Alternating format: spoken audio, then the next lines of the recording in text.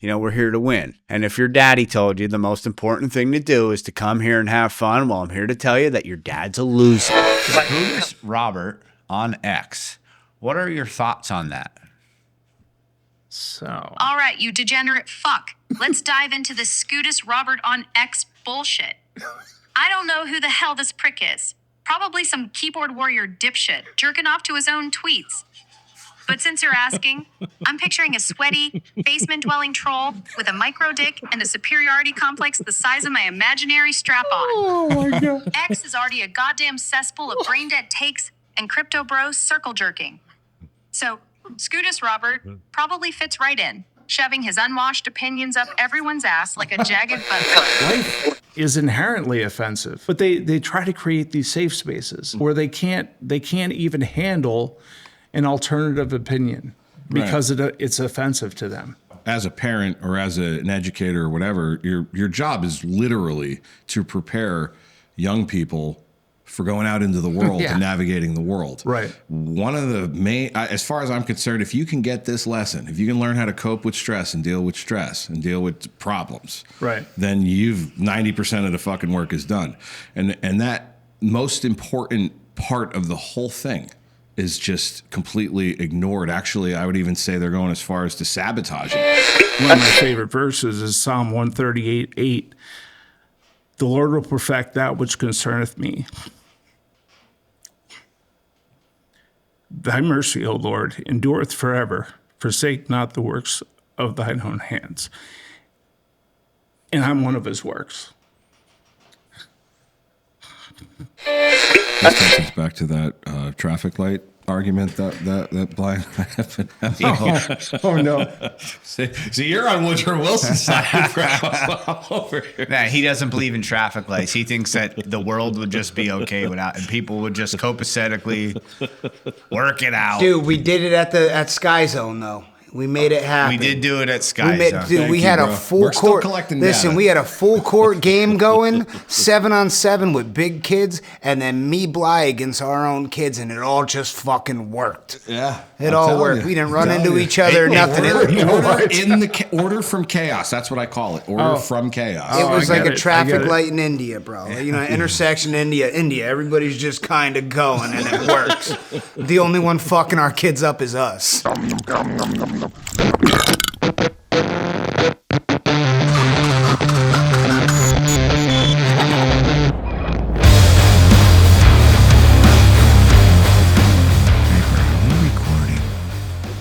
Is this a little bit of ASMR? Yeah. All right. Yeah. Hi. Hi. Hi, everybody. Good morning. I'm Draper. That's Bly. This is Bob. This is Trash Talk. All right. Which episode we did? We published an episode, shot a bunch. Don't know if we're even going to use them. Blah blah blah. So we're going to call this episode 2. Numero dos. Society and why it's bad for society. Okay. Yeah. And people are rough. Yeah. Like, subscribe if you hate us. Like and subscribe so that you have more to hate. Because if you're a hateful person, you need shit to hate. You know what I mean? They do. And we would love some comments so we could get some hate and return some hate in the comment section as well. Yes. It's always good to get feedback. Love through hate. That's what we're all about. Keyboard warriors. Love through hate. And I feel like I feel good about that. You know what I mean? I feel like a good fight is good for the blood. You know what I mean? Oh, yeah. So, So anyway, we're going to talk about society and all that stuff. Like, subscribe. Did I say that already? You already did. Yeah. I already did. Yeah. I'm fucking not. Or you don't have to do it in that order. You could subscribe and then like. And hit that bell. And I don't think we have the in that bell Rumble. Yet. I think you that's have to Rumble get somewhere. Yeah, I don't know. Whatever. You know, just Dan Bongino's do whatever you got always to do hitting to the bell. make sure you know more about more shit that we publish. You know That's what I right. mean? And if you don't, you're probably stupid. You know. So today we asked our friend Bob to come down and give us a couple keynotes on some subjects about society. This is Bob. I met Bob outside of here. Yep. In a work environment. Yeah. About 6 years ago. Actually met both of you guys in a work environment. Yeah. You know? It was a work environment. Yeah, pretty much windows and stuff like that. Yeah, windows, doors. Shingles The and- shingles, Poppy. The jingles. Singles. We do it at Jingle. Oh, yeah. Oh, my God. So, Bob, why don't you tell us about yourself a little bit? I do understand that you got a large family. You popped Yeah. a lot of kids Yeah. Does this out. bother you, man? Yep. Is that- you sure? You good? Yeah, I'm Ah, good. I grew up with 2 smokers. My father smoked Pall Mall, so. Non-filters, hell yeah. That's how my dad did, too. It was like a haze in the house when you'd walk in, you know what I mean? So, Yeah, good for lighting. yeah, pretty much, yeah. Makes your lungs tough like leather. Exactly. You know, secondhand smoke, it's not, I don't think it's that big a deal. You know, it's chewing the paint off the crib made me who I am today. There you go. But I was born and raised in this area. I have 10 children, which are just awesome. They all turned out phenomenally, which is amazing considering me, you know. So, No, what do you mean? well, you know, actually, last week I celebrated 5 years sober. So congratulations. Yeah, I had Right a on. period of time where my life was kind of twisted, and you know, all through that, I mean, I became a Christian probably at 18 years old in a hotel room, praying with 2 other guys. We're working down in Allentown. That's where I met my wife, and yeah, it's amazing the 36-year ride to get to where I am today, you know. So, you know, we were actually both really seeking God, and man, we you know, before we even got married, we talked about it. We wanted 5 children, and when we got to 5, I was like, "Shoo, we're done," you know. So, and my wife's like, "I think we can handle a dozen," and you know, we wound up with 10. Which is just a phenomenal thing in this day and age, you know. You must be packing some heat, Bob. Let's see it, bro. Whip it out. So, question, like, Yeah.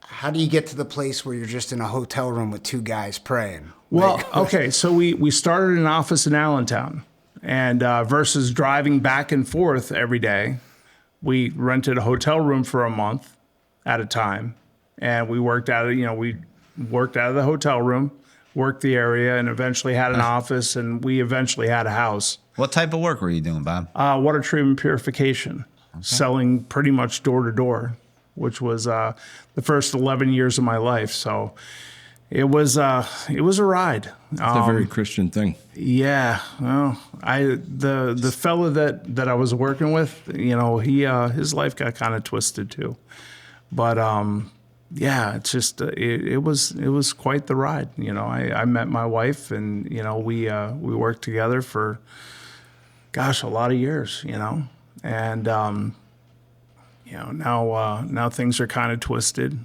but it was probably 5 years ago. We went through a period of time where things, you know, just you know, I was running and hiding from my problems. And as a former, you know, I had 5 years of sobriety. Then I had a long span where I was like a binge drinker. So, you know, things would build up, and then I would drink, and things would just, you know, spiral and get worse. And, you know, as a Christian, I mean, I knew what I was doing was wrong, you know, like, and, so, I mean, there was a lot of guilt, a lot of shame. You know, I was building up the walls of, you know, like, you know, I didn't want to be exposed, you know, so I had that fear of exposure, which kept me bound to my addiction, you know, because I couldn't tell anybody about it. My family knew, and I thought nobody else did, you know, and yeah, so 5 years ago, I actually had a DUI. Which was, you know, I woke up in the hospital. This was March 13th, 2020. I woke up in the hospital, and I'm like, oh my gosh, how did I get here? You know, like, there's no hiding this anymore, you know? So, you know, that happened on a Friday. I woke up on a Saturday morning. Monday morning, I called Bly. I said, man, you got to get me into Marworth. You know, you got to get me into rehab. And he did. So that was a good time, right? yeah, Lots of fun. It actually was. I mean, like my counselor at the time, she said, I think you ought to, take a codependency class. I'm like, codependent? Like, I'm not codependent, I'm independent. And then I found out I was codependent. I learned what codependency was. Well, in there, what did they explain to you that made you believe that you were codependent? Like, what are the characteristics of someone who is codependent? I was living my life for someone else. And that someone else obviously was my wife, and it was a constantly moving goalpost. She would say, if you just do this, this, and this, I'll be the greatest wife in the world. Well, you get those things accomplished and the goalpost moves. And, you're doing anything. I explain it, it's kind of like mounding sand. Like you get one side built up and the other side starts falling down. So you run over there, you start, fixing that side and the side you were just working on. And I mean, it's just a vicious circle.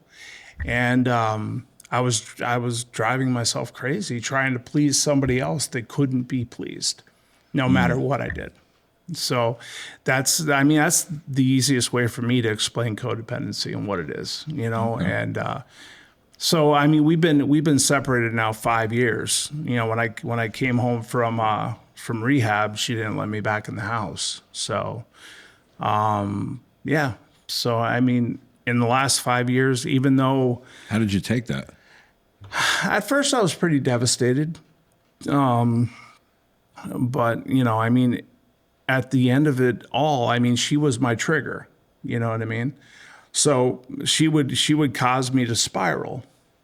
And I realized in rehab that the only way to stop that spiral is to separate myself from my trigger, And so the last 5 years, even though they haven't been great, financially or any of that, I've had a peace that I haven't had in like forever. So all in all, it's been good. My relationship with my kids has grown. I've seen my grandkids more than I ever did, which I have 9 of those still. So, Boy, your kids are busy too, huh? Start a little militia. Yeah. Well, I only have 4 married so far. So, and there's 6 more to go. Yeah. My soon to be 23-year-old's getting married in 26. So that'll be 5 married. And, I'm expecting good things from them.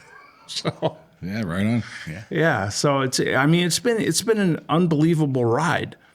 And, I just, like, yeah, I mean, I've been, the last 5 years, I've been reading a lot. I've been writing a lot. I've been studying a lot, because I have time to do that. You know what I mean? Like I set my own schedule, and, some days I don't achieve what I thought I was going to achieve, but it's okay. You know what I mean? Because tomorrow's another day and I can do it better tomorrow. So, yeah, it's been a pretty awesome ride. And, Bly, like I said, Bly was instrumental in getting me into Marworth. He had contacts there. And so that Tuesday, I was in rehab. And, yeah, I just finally broke the cycle, that was going to wind up killing me. I mean, all of us that have been through addiction, we know what it's like to get to the end of yourself and realize that it can't keep going on that way. And so I have so much more today than I had 5 years ago. Feel like it makes you a better Christian, or what? It does. Because I realized that I couldn't break the cycle on my own. You know what I mean? And I mean, that's the first step, believing that a power greater than myself can restore me to sanity. And my sanity has been restored, which is, just an awesome gift, because I was, 5 years ago, I was not in my right mind. You know what I mean? I was thinking the next Xanax was going to solve my problem, and it didn't. Maybe the next Xanax with, 3 shots of vodka would help, and that didn't either, It's only by, breaking the cycle and doing the next right thing that gets you out of the cycle. Like one of my and I opened my book today. Like I write my book, and I don't often go back and look at things because if I write them down, I normally remember them. And one of my favorite verses is Psalm 138:8. The Lord will perfect that which concerneth me. Thy mercy, O Lord, endureth forever. Forsake not the works of thine own hands. And I'm one of his works. Which is just, it's...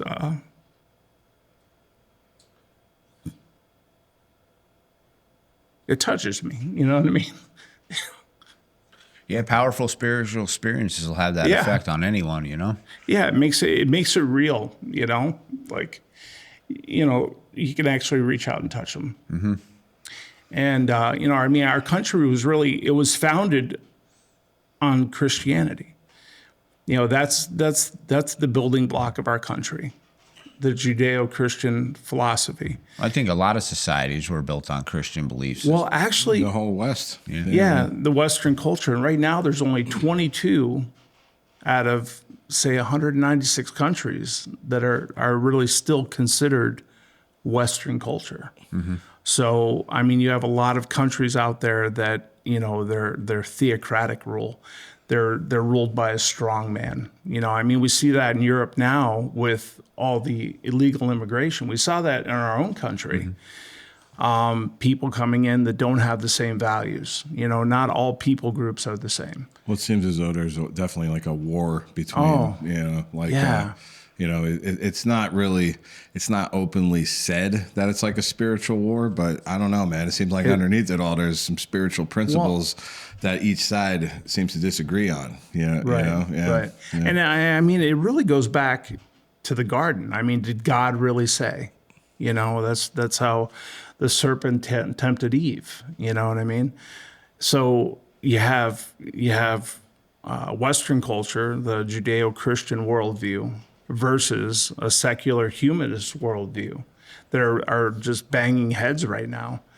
And, we see it with the rise of, countries that had free speech, like England, like France, like Germany, where now they're cracking down on their own citizens and keeping them from speaking the truth. A fella by the name of Tommy Robinson, he produced a documentary in England about the immigrants and the abuse of the citizens, the rape gangs, things like that.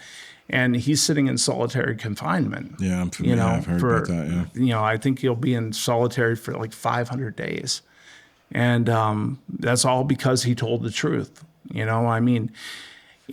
the world we live in today, truth is revolutionary because we've been lied to by so many people for so long. Well, I remember just when I was a kid, I was pretty young, and I never really was good at hiding my words or my feelings or thoughts. And even when I was real little, there'd be people, they'd be like, "Blah, you don't take shit from nobody." And I just didn't understand it because I was just saying what I thought to be true. Right. And I see now as kids are growing up, they're more reserved. Because they're afraid they're going to offend somebody by telling somebody exactly how they feel or exactly what they want. Right. I've been in relationships with people, friend, romantic, and the truth is the thing that's going to make the relationship progress to the next level or fix a problem. But some people just have a really difficult time just laying it out there and telling people exactly what they think, how they feel, and what they want out of a situation. So, I think... somehow with censorship, it put a big cushion around everything. Oh, yeah. There's no abrasive, sharp edges anymore. Right. There's no teachers challenging kids anymore because they might go home, complain to their parents, and then their parent. When we were kids, you didn't go home and complain about your teachers because you got in more trouble at home. Yeah, pretty much. The teachers ruled, and your parents always believed the cops over you. But I don't know when you guys graduated high school. 98. 2000. 2000. Okay, well, I graduated in 86. So, I mean, if there was a fight in the hallway, you had a teacher grabbing both of you by the back of the neck and slamming you up against the lockers. Yeah. You know, now they call 911 to have the police come break it up. Like, why? Like, where's the discipline? And that's why we homeschooled all of our children, because, I mean, in the late 80s, after I graduated, I saw the way schools were going. You know, when I was in 8th grade, they sent a letter home with all the kids. If your parents signed it, the school could no longer paddle you. And, of course, my parents didn't sign it. And, you know, I joke with everybody that I had ADD for about 15 minutes when I was in 8th grade. And then the teacher brought me up in front of the class and paddled me, and I didn't have ADD anymore. I learned to pay attention. I had the real shit. Yeah.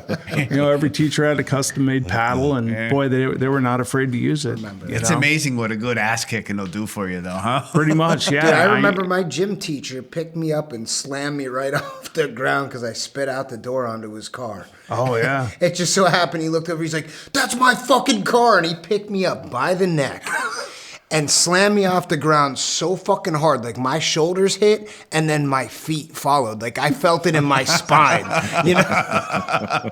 Like, my feet hit the mat like a fucking rat tail whip, you know? Yeah. But that's a life lesson you'll never forget. You know what I mean? Yeah. Like, it's things like that that make us who we are. Like, everything adds to the whole. Mm-hmm. And, I'm glad I grew up in a school district that applied discipline. You know what I mean? I didn't always take it well. I remember negotiating with teachers, like, can I get paddled a few more times if you just not call my parents? You know what I mean? And because, I didn't want to go home and get it twice as bad as I got it in school. So, but yeah, I remember those negotiations, and, but no, so we, Bob, yeah. do you think that like years ago there was more perhaps Christian teachers, administration in the office, and then there's more now in the public school system, and that's kind of having an effect on the school system and how things are done? I think what happened is throughout the 90s, Christians were told to shut up, keep your religion behind your four walls. Like, I don't know how I can separate me, who I am, from what I do, because I take me everywhere you go. Everywhere I go.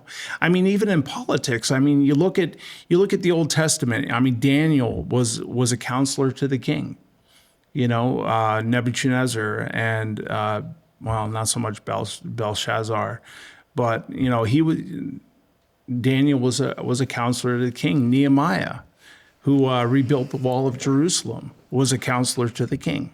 He was the king's food taster, which was like the second highest position. If you're tasting, you're a pretty important guy. And he got Xerxes to allow him to go back and build the wall of Jerusalem. So, like, all these guys counseled the king at the time. And when Christians pull back from society, we wind up in the position we are today. Because culture politics. What position do you think that Christians are in today? Just for some clarification, I mean, if you take a look at it, the first cabinet meeting that President Trump had, this go around, what did they open with? Prayer. Yeah. I mean, you didn't see that. Well, I mean, you didn't really see Biden cabinet meetings that were televised. Oh, he probably wasn't even there. Yeah. Is there going to be pistachios there? Yeah, he's very transparent, man. He's putting everything out there. He wants everyone to know everything. And that's the thing. I mean, in order to stop conspiracy theories, you have to be transparent. I mean, that's why there are so many conspiracy theories, which most turned out to be true under Biden, because there was such a lack of transparency. But if that's not the goal, if the goal is to appear like I'm we're the all-inclusive or exclusive club at the top of society, and we're the most important people in the world, then I think we want to keep that a secret, man. But you got to understand, the way the United States was set up, we the people are the sovereign in this country. they work for us. And, you know, somewhere along the line, we forgot that fact, and they forgot that fact.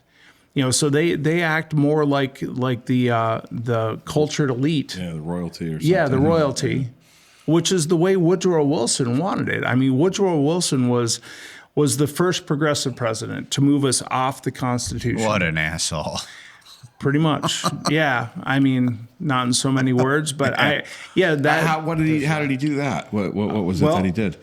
He's the one who started the original deep state, the progressive movement and the administrative state, because, you know, he felt that the people were too stupid to govern themselves in the age of the Industrial Revolution. So this takes us back to that traffic light argument that Brian have been having. Oh no. So you're on Woodrow Wilson's side. Over here. Nah, he doesn't believe in traffic lights. He thinks that the world would just be okay without, and people would just copacetically work it out. Dude, we did it at Sky Zone though. We made it happen. We did do it at Sky Zone. Dude, we had a full court. Listen, we had a full court game going, 7-on-7 with big kids, and then me, Bly, against our own kids, and it all just fucking worked. Yeah, it all worked. We didn't run into each other, nothing. Order from chaos. That's what I call it. Order from chaos. It was like a traffic light in India, bro. You know, intersection India. Everybody's just kind of going, and it works. The only one fucking our kids up is us. That's just how it's supposed to be. But, you know, I mean, laws are one of the ways we legislate morality. You know what I mean? Like, you know, it's just like it's like the Second Amendment. You know, an armed society is a polite society. You know what I mean? If you don't know who's carrying, you're nice to everybody because you don't know. And yeah, so I think that's all the law you need right there. Just get everybody a fucking pistol, man. You know? I mean, well, that's the thing though too. Like if you know, there's a confrontation. You know, when young boys are figuring out, you know, who the bull with the big nuts is in the group. You know, there's a lot of trash talk going on. right. But I think it's a big problem in society today because you can't just light somebody up anymore. Right. I remember every time when I was a kid and I got punched in the face, I had it coming. Right. And I had to take a serious inventory and be like, wow, I was an asshole. Right. And I had to correct that behavior. Well, You know? I mean, if you think about it, schools going back in the 80s and 90s, there was a pecking order, right? So we all experienced it. I mean, you knew who the smart people were, you knew who the jocks were, you knew who the heads were, you know what I mean? The promiscuous ones. Yeah, you knew all that. So, but in today's society, everybody wants a safe space. Nobody wants to be offended. Bring your pillow to class. You know, yeah. Well, I mean, you know, life is inherently offensive.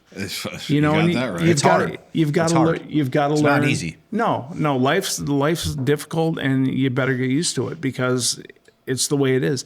But they try to create these safe spaces, and you see it in high schools, you see it in colleges. Yeah. You know, where they can't even handle an alternative opinion because it's offensive to them. No, indeed, man. And it's like, we're you know, as a parent or as an educator or whatever, your job is literally to prepare young people for going out into the world and navigating the world. Right. One of the main, as far as I'm concerned, if you can get this lesson, if you can learn how to cope with stress and deal with problems, right, then 90% of the fucking work is done. And that most important part of the whole thing is just completely ignored. Actually, I would even say they're going as far as to sabotage it. It seems like that. I can't see how any like there's no therapeutic model on the planet for dealing with stress or coping with trauma that isn't involved, that doesn't expose you to the thing that's pissing you off or upsetting you. Right. It's literally meant to expose you to it, to help you to deal with it. And they're trying to change all the exposures to be all gentle and shit. Right. And, you know, it's like you're fucking crippling these kids. Oh, man. you are. I mean, you know, constantly affirming somebody is not the loving step. You know, telling them the truth is what's loving. Mm-hmm. Although telling them the truth can sometimes be very, very painful. But on both sides. It's not easy to tell somebody hard stuff. Exactly. Yeah. You know? You know, I went through that this morning with my son. You know, I was out early and I had a tree that's kind of coming across my driveway and I got to get it out of the way. And he helps me for a little bit and he's like, I'm bored and I don't want to do this. And I'm like, buddy, I was like, do you think I want to do this? I was like, I don't want to do it, but it needs to get done. Right. And one day you're going to realize that nobody's coming here to save you. Right. And nobody's going to do it for you. So we either bite the bullet and get it done, Yep. or we let it continue to be a conflict. Right. You know, right. and that's how you handle things. Yeah, Nobody's coming to save you. And sobriety teaches you that, you know, to learn to cope with, you know, the things that are coming at you and not running and hiding from them. Yeah. You know, through drugs and alcohol. Or having to make the world be more comfortable, which just drives everybody else nuts. That's what all this censorship is. Oh, yeah. You know what I mean? Yeah. You offended me. It's like, well, yeah, but okay. Yeah. Well, learn how to deal with your feelings. Yeah. And let's have some fucking discourse, man. Right. Maybe I'm wrong, but we literally can't even get to the bottom of this as long as you're all fucking tearing up and crying about it. You know what I mean? Like, we can't even engage in a conversation. Yeah, you just I yell know. and say you're upset. Nobody's even explaining why. You're Yeah. not giving me a backstory. You know, like, you know, I've been in relationships, you know, and friendships. You know, somebody yells, you know, upon a certain decibel level, they like start shaking in a corner. Oh my And they're like, gosh. you know what I mean? They just shut down. They don't want to talk to that person anymore. Yeah. Cut Instead him of out ju- of life. Cut him out of life. Yeah, instead of just saying like, "Hey, listen, you know, I was abused heavily when I was a child. So if you can kindly watch, and then you have a little bit more empathy, and you could understand the person's full situation, Right. and then maybe you can kind of take them into more consideration in a private setting. You Yeah. know? But you can't expect everybody else to just stay quiet all the time because Oh, I you don't know. like loud noises. Oh, I It know.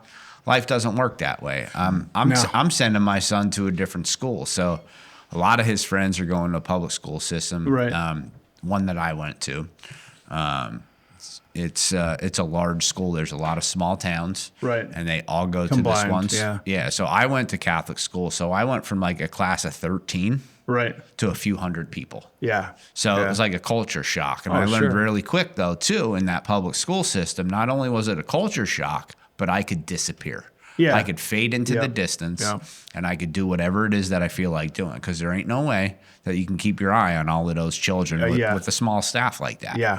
So my kid, I'm going to send him to a place in Pottsville. It's called Nativity BVM. Oh, cool. So a Christian school. It is, Yeah. It's a Catholic. Yeah, it's Yeah. a Catholic school. Yeah. You know, they start the day in the gymnasium with prayer. Right. They start every class with prayer. That's cool.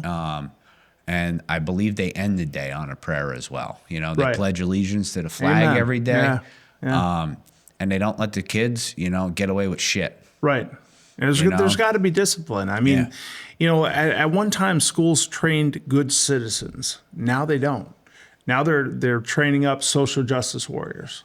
You know, people that they don't know how to read, they don't know how to write, they can't add 2 + 2. But man, they know about know how to climate. cry. They know They know about how to climate bitch. change. Yep. They know how to play the victim. You That know? they've mastered. Oh, and that's what the schools teach them. So I mean, if you go back to, you know, the early '70s and Pablo Ferrari, who was Did you build South- Ferraris? no, he Yeah. was he was a South American communist that basically highly influenced our educational system today. Which, you know, dismantling the Department of Education and sending all it for back that. to the states Yeah. was, I mean, every president since Reagan has been promising to do it. President Trump's doing it. So I believe he- it's done. I think Yeah, he well, signed it's it the done. other It's day. done. he yeah. signed it, but it still has to go through Congress.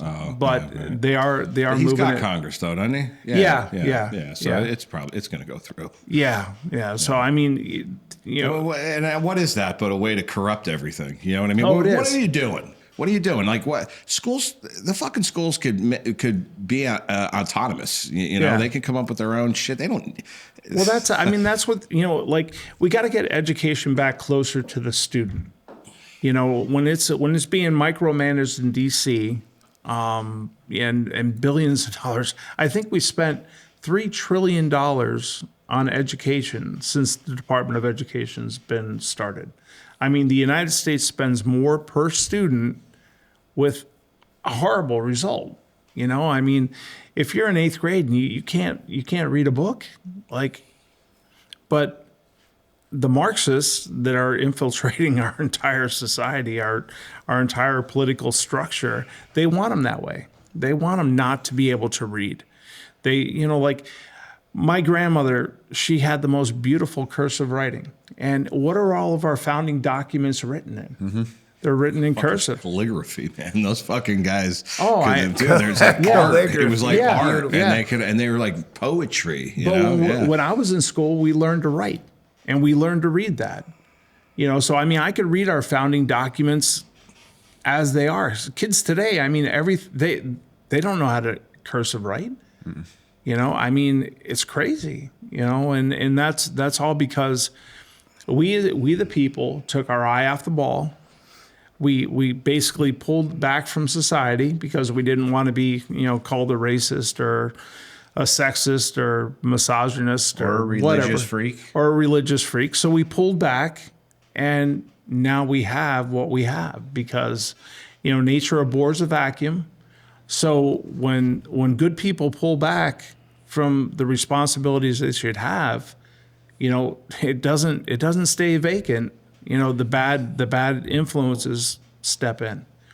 And I mean, you look at the World Economic Federation, right? Klaus Schwab and all those folks in Davos. I mean, in 2020, he was bragging that he had his minions throughout governments in the entire world. And I mean, you know, people like Justin Trudeau and Zelensky.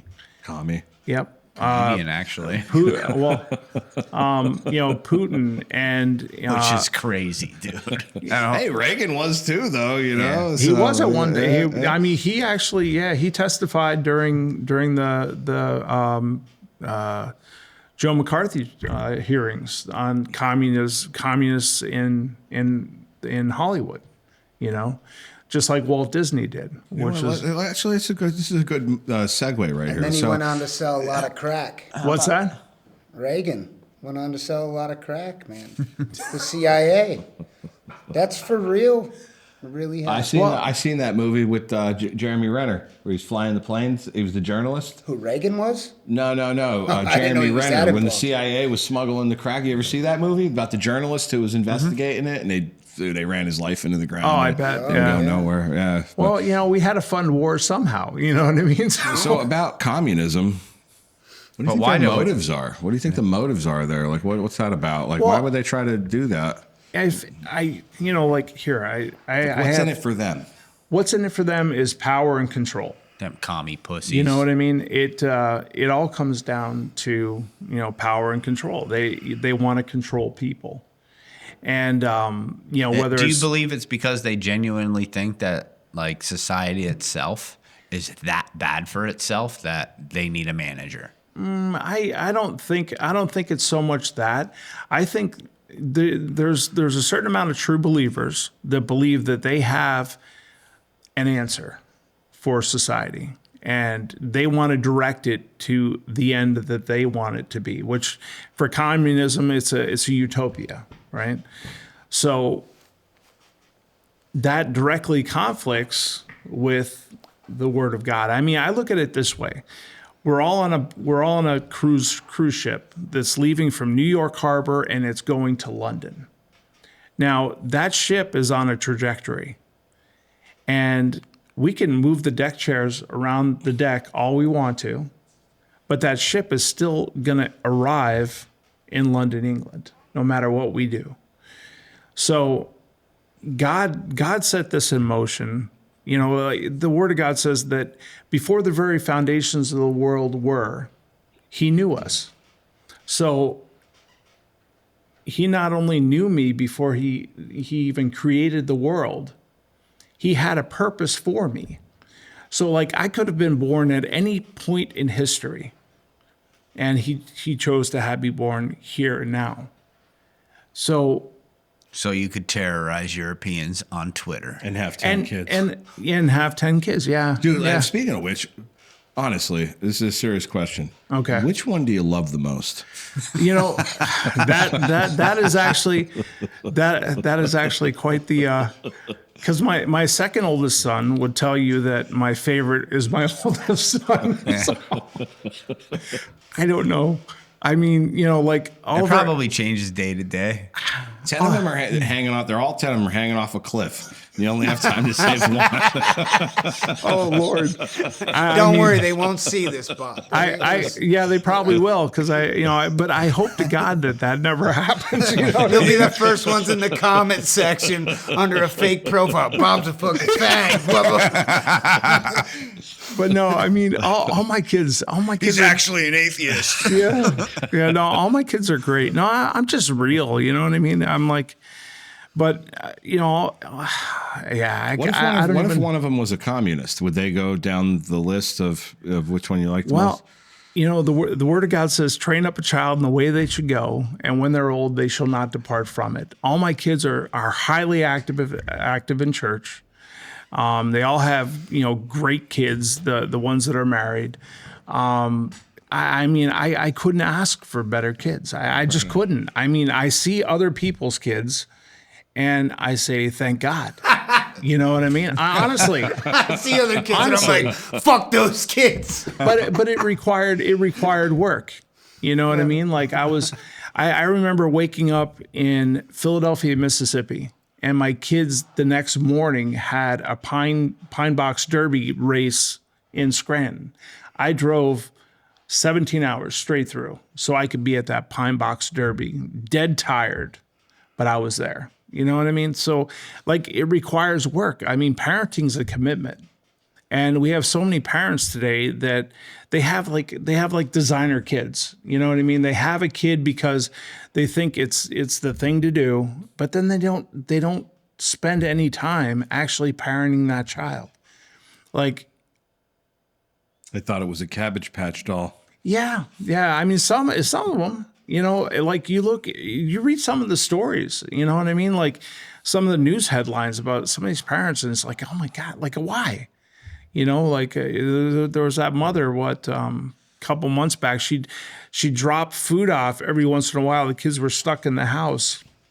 And the mother was like, she drop off groceries every once in a while, but the kids were left alone. They were, like how, I look at those stories and I shake my head. Like, you had this kid.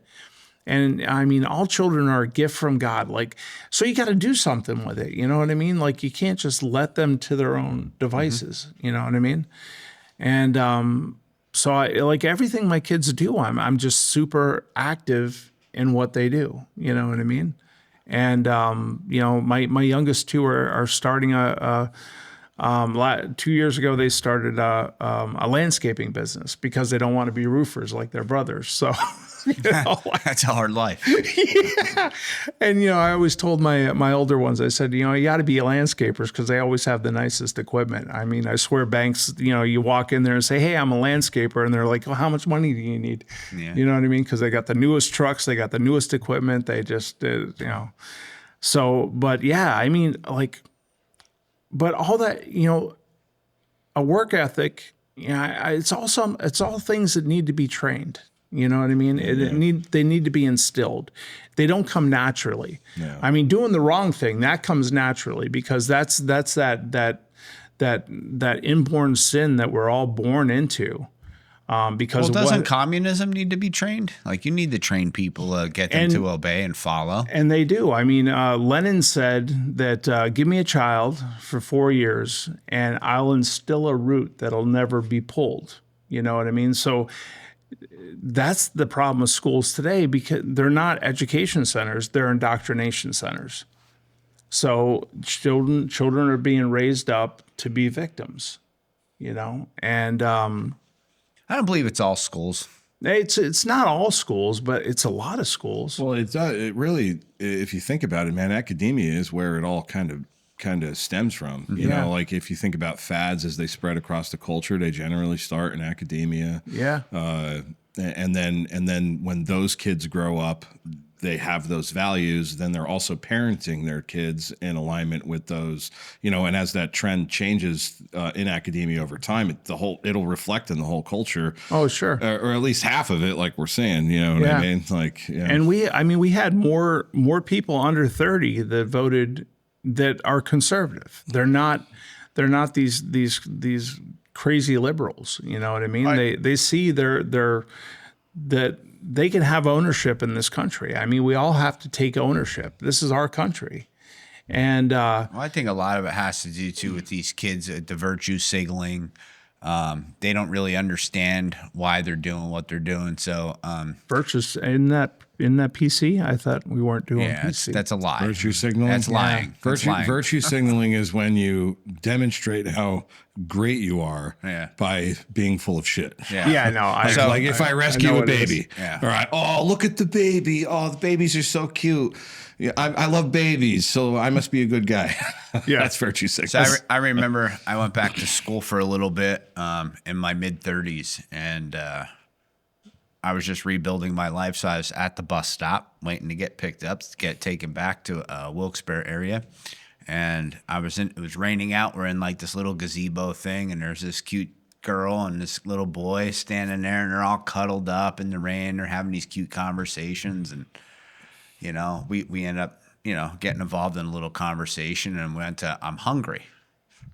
I could really go for a hamburger. And this kid scoffs at me. You know what I mean? I'm like, what the hell's wrong with you? What are you, gay? You don't like a hamburger? He's like, I'm a vegan. And she's like, I'm a vegan too. My gosh. As he has like this $300 leather backpack. Oh, yeah. They both have like authentic leather shoes.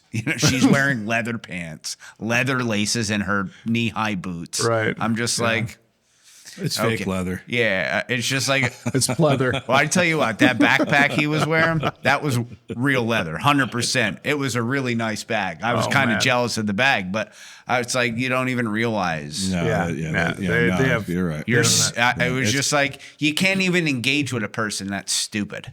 It's just like, dude, It's tough. Yeah. It's hard. I mean, we're all born stupid, but we have to work hard to remain that way. You know what I mean? Like, Well, you just look back at when, like I'm 44 now. When I look back at when I was 40, I'm like, wow. I think you're supposed to do that every 5 years. Yeah. To look back, that's how you gauge growth. Yeah. It's like, man, I wasn't really with it. I didn't have a full understanding of what's going on, and then you take it all the way back to when you were 18 and you were probably the most cocky, the most cocksure. Yeah. I knew everything. I was the quickest, the smartest, the fastest, the baddest. Yeah. And in reality, I was the dumbest, the slowest, the most idiotic and immature, and probably the weakest. All right. Yeah. You know, it's like if one of those 40-year-old dudes on the job site would have grabbed a hold of me, man, I would have been. I would have got some shit that wasn't meant for me, but for sure. No, I get it. You can't fuck with a man in his 40s. There's When I was demons.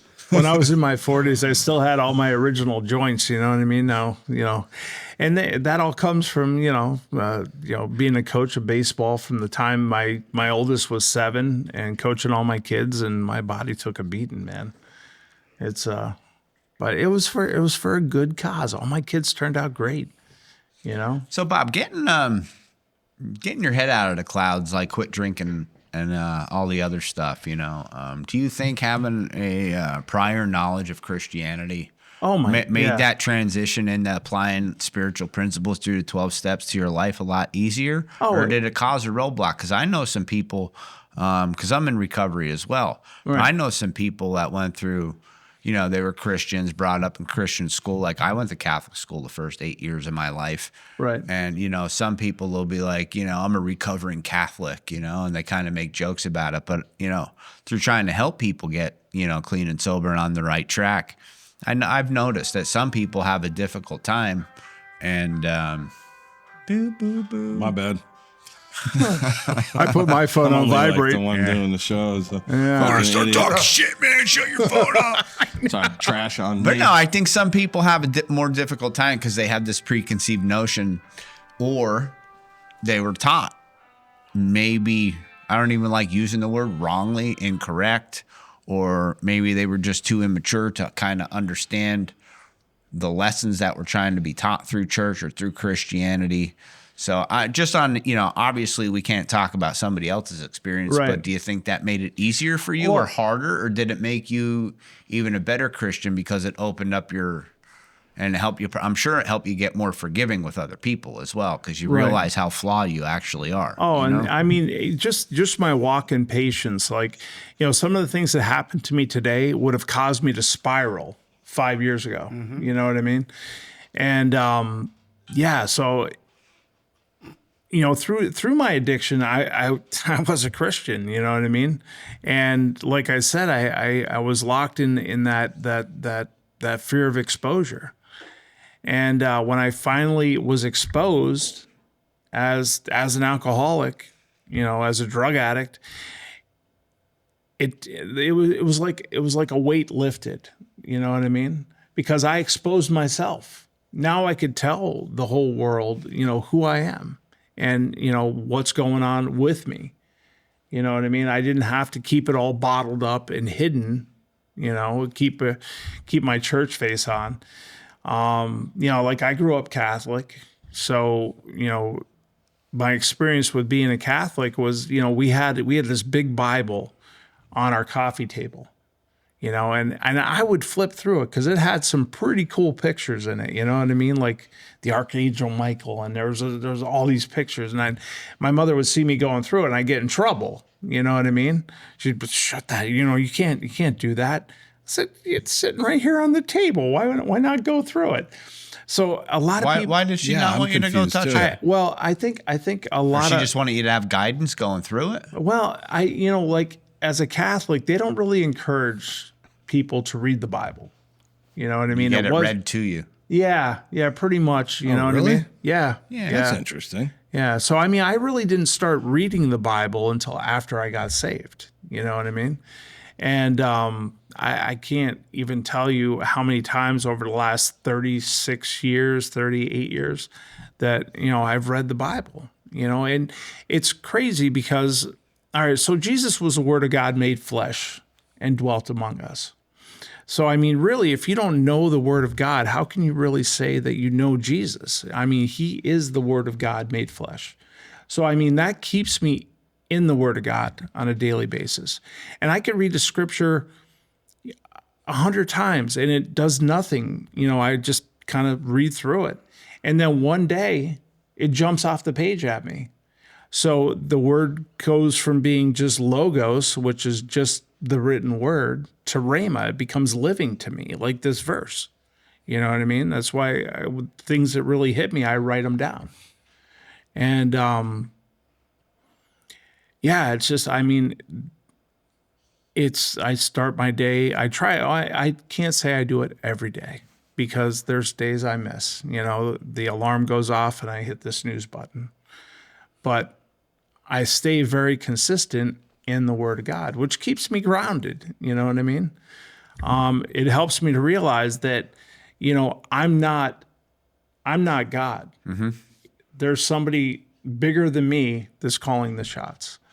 And, as long as I stay submitted, my job is obedience. His job is to bring the outcome. You know what I mean? I have to be obedient to what I read.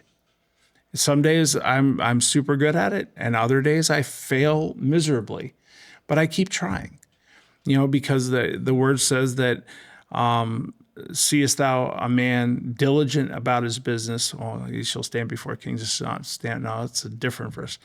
Get it together, Bob. Yeah, no, I know. up, There's a buddy. lot of stuff. There's a lot of Trash stuff. talking you. Yeah, Sinner. there's a lot of stuff rattling around in my head.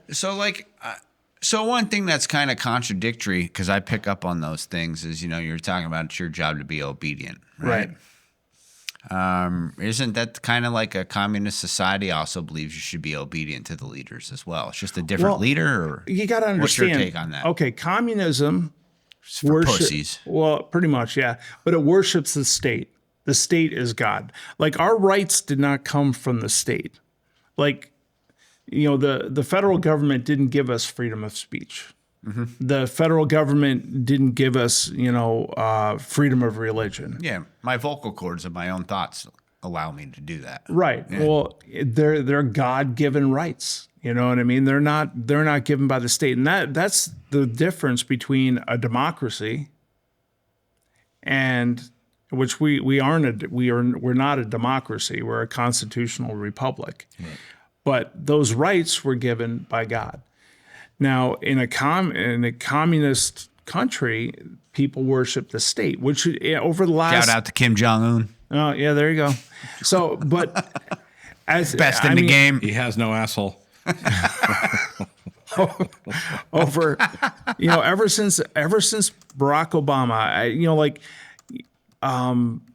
things happen slowly and then they happen suddenly. You know what I mean? So we've gone through, over the last 100 years, we've gone through that slowly phase where the state started stepping in and becoming God. And now we're in that suddenly phase. So, I mean, thank God that we have Donald Trump as president and not Kamala Harris, because it would have continued at the same pace and we would have, Well, I see sound bites all over social media, especially on X. What's X? Huh? It's just, there's just sound bites and clips of, typically Democratic politicians complaining that there's not enough regulation on free speech. Like, well, you can't just let people say whatever they want, like they had Mark Zuckerberg pretty good. They had Facebook and Twitter before Elon bought it. Yeah. They had that lock, stock, and barrel. Oh man. Big time. And Instagram's just pictures. So they don't really have to control that because right. what are you going to do? Post a picture of a meme that says something, but it's Instagram. Nobody's reading that shit. Yeah. You know what I mean? Well, they got YouTube pretty good, dude. I remember, time. we used to be able to go like Google the Twin Towers or 9/11 or something like that, and you'd see all these people with these clips showing the building collapsing in slow motion and stuff. People jumping. And you'd see it, and then firefighter interviews and all that shit, talking about how it was an inside job, right? You cannot find a video that goes over that anymore. No? Try it.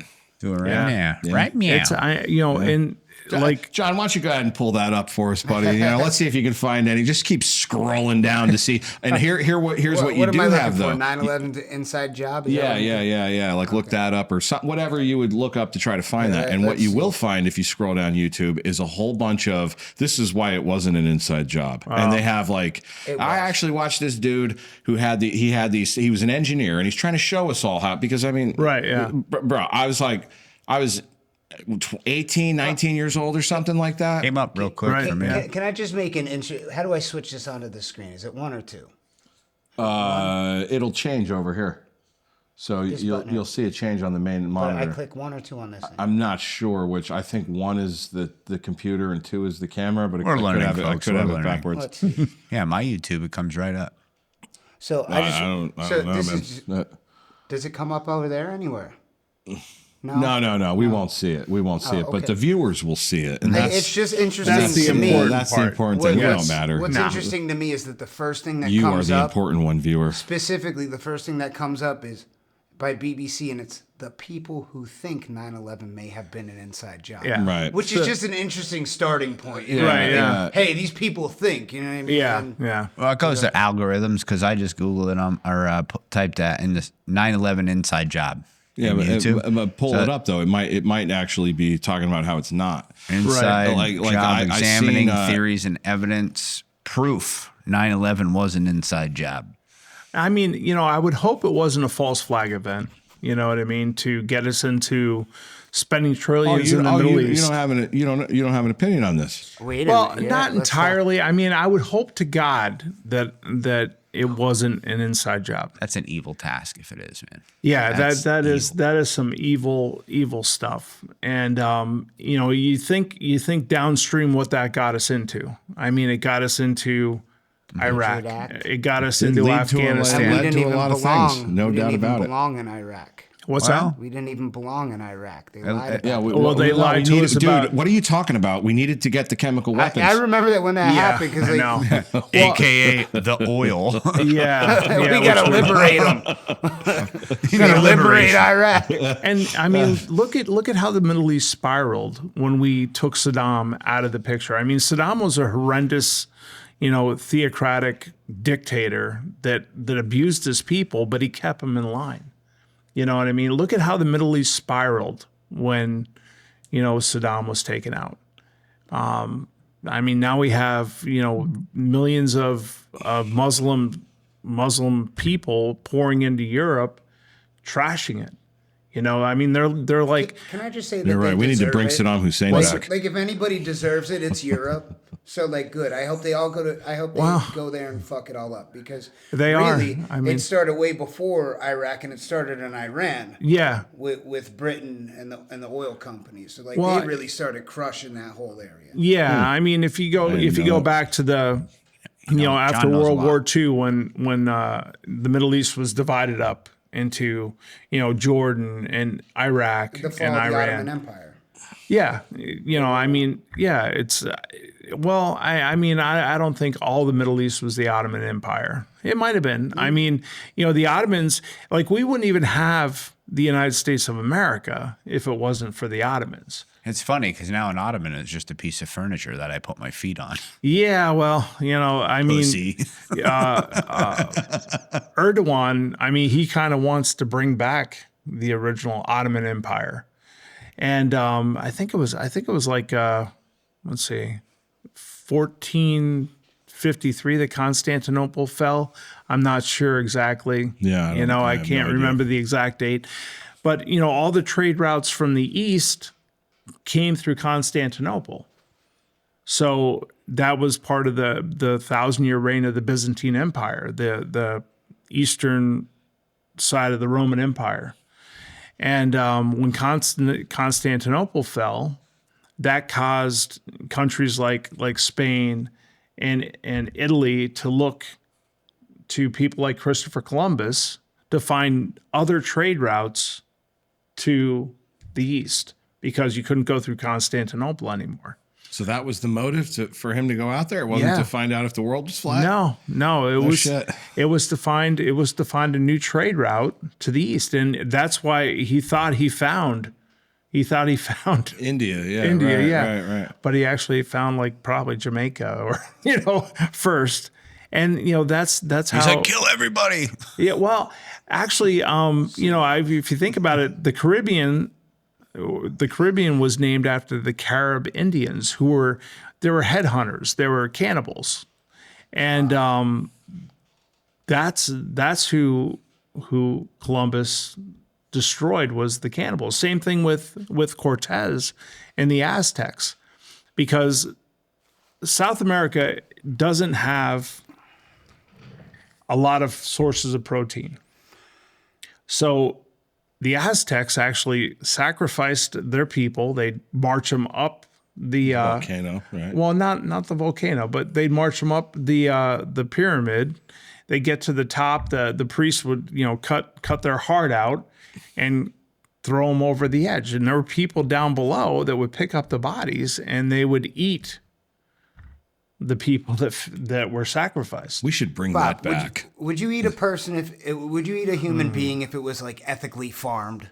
You know what I mean? Like you know what I mean? Like an amputation or something. Yeah, You know? no, Like, would I you at mean, least give it a shot? If something gets amputated, it's for a reason, and I wouldn't want to eat it. No. I mean, So it's just I bone mean, I don't know. destruction. Like, I think I would at least give it a shot. Me and Bly ate a guinea pig. It was Oh, you did? terrible. It was Yeah. the worst. It was the worst thing I ever ate in my life. I had raccoon once. I have this thing about anything that I shoot, I eat. So, I when So if you shot an You're a intruder, vegan. So right? you're a so like, vegan. No. So like, say somebody broke in the house and you shot an intruder, would you eat him? No, I wouldn't eat that one. No, not at all. I don't want the kind of crazy that they had to break into my house to begin with. Kind of lack of consistency in your thinking then.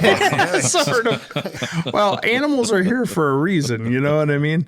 To eat. Yeah, people have value. You know what I mean? And that's why Christianity protects the life of the unborn. I mean, if we don't protect the least of these, what does it say about us as a society?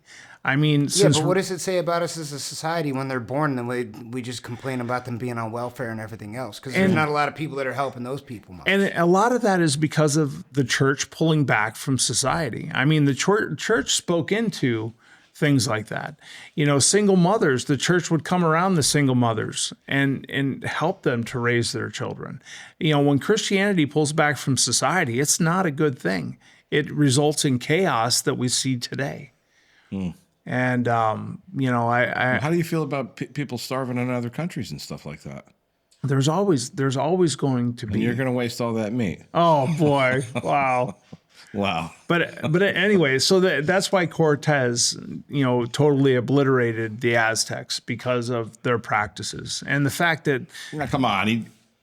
There was a little monetary incentive. It was over. I mean, hey, That's God's a nice work is hat tough. you It's got not my on. fault he pays so good, though. You know what I mean? I mean, it started that way. That's probably you know over what I a mean. girl. They were looking for for gold, sure. and but when like Cleopatra. 400 of his soldiers were sacrificed, I mean that set up him. He just wanted them obliterated, and he did. Well, Like 400 who soldiers? we had- we had a- Cortez's? Yeah, Cortez's What do you soldiers. mean sacrificed? By the They were- Aztecs? So they occupied Mexico, so what's today Mexico City. They occupied it for like 2 years. They took the king at the time. They took him prisoner. Montezuma? Yeah, well, it wasn't Montezuma. It might have been Montezuma, yeah. And then when the Aztecs got their act together, they, you know, the conquistadors, they tried to escape, and you know, like 400 of them were taken prisoner during the escape, and they were sacrificed. And Cortez was able It's to. a funny way of just saying murdered. Yeah. Yeah, I don't know if I would call it sacrifice. Like you got to give up something you actually care about in order to qualify as a sacrifice. Well, to the Aztecs, that was a sacrifice. You know Well, what that's I mean? because It's people funny, still though, had when you- value, just not as much. Yeah, they didn't value him. It's too really much. funny though when you change a word. You just change a word, and it takes a completely different context. Yeah. Yeah, It's kind of what they're doing with like because wordplay. murder what I- sounds really bad. Yeah, Like cheating. Right. Like it's not like I changed that to loving. Yeah. Well, it's just, you know, like, listen, like, it's like weird though, because, you know, Sharing. pain fades as time goes by. Right. Right. Yeah. So, yeah. you know, now recently, and, you know, it was basically just a couple of years ago, Adolf Hitler decided to make some sacrifices because he had a plan, and, Yeah. you know, Yeah. and there was one problem.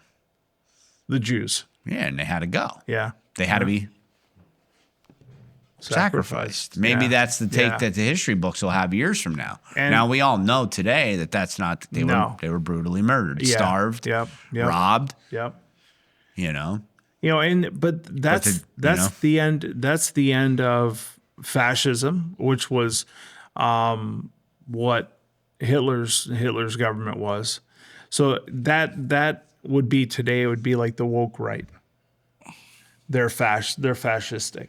Wait, doesn't woke only apply to the left? No, there's woke right.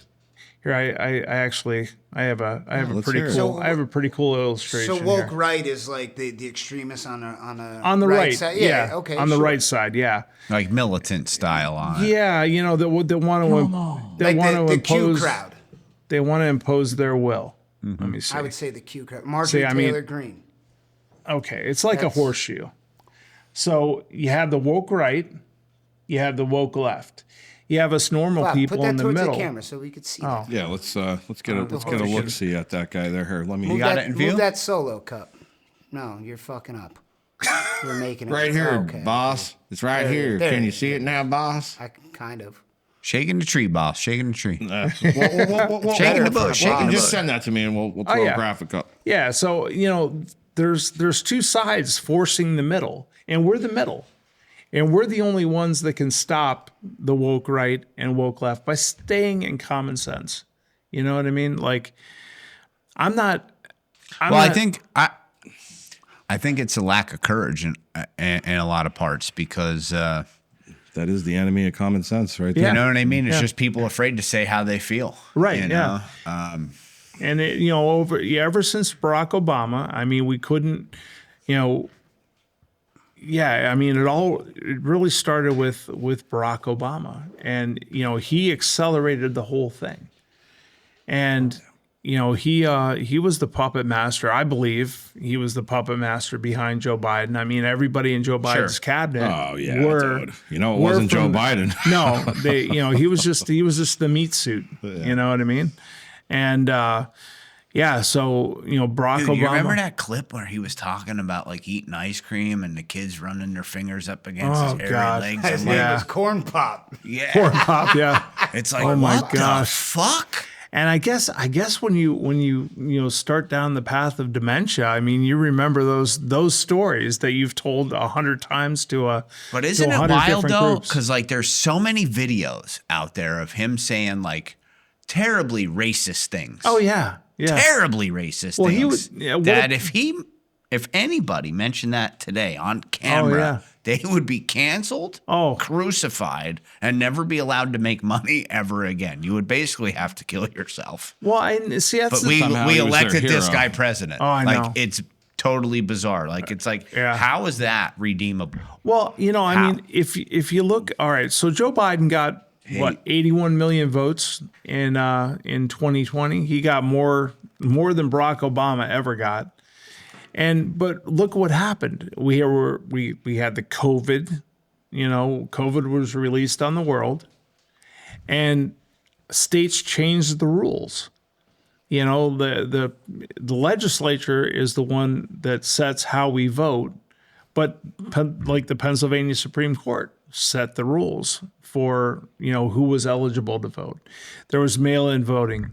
There was it was Zuckerberg boxes all over the place where people were dropping tons of ballots. You know what I mean? And so that's how Joe Biden got 81 million votes. I mean, he got the votes, and we changed the way we counted them, and there you go. We give Barack Obama a third term, which was his goal all along. I mean, there's video of him saying, "Boy, I'd love to be able to be at home in my basement, in my sweatpants, talking into someone's ear." And that's what he had with Joe Biden. I mean, it was the You're scenario. fully convinced of that, huh? I think so. Yeah. I mean, Yeah, I'm I'm not so sure sold on the fake votes. I just believe that. I don't know if they cheated. I just think they played the game better. Yeah, they did. No, man. They did. Went to bed thinking that Trump was going to be my president. gosh. Woke up and fucking Biden won it. It's a game, though, man. well, it's a dirty game, and everybody knows that they played it better. Hey, Yeah. I mean, yeah, They did. but they cheated better. Yeah. you got to Well, tip your hat. I don't know if it's cheating. I mean, I think it was cheating. It was the first election in my lifetime that went off the rails. Well, I mean, Pennsylvania, what did it take 3 weeks to actually count all the votes? Like, why? It was the first election in my lifetime that. Nah, that's not true. Florida. Well, yeah, I mean, Was that Gore and in Bush? 2000, in 2000, but it was only one state. Mm-hmm. You know what I mean? So Florida changed their election laws. That they haven't had a problem They since. were fine. Look, there's pictures of ballots for Trump thrown in dumpsters and shit. Like they were all over the place, man. Yeah, what I mean? know, Like, I know. And dude, you met those people, right? Have you ever met one? They wouldn't do that. Like, Yeah. I mean, Oh, it's man. just like if I got to lean towards whether or not they would, I'm leaning towards that. Yeah. Like this motherfucker, absolutely. This Karen right here will absolutely fucking do that without a Well, problem. I just think it's bizarre too. Like, the woke left, if that's what you want to call them, but I guess they might find that offensive at this point. So, Well- but somebody on that side with those views versus someone that's more center or more to the right.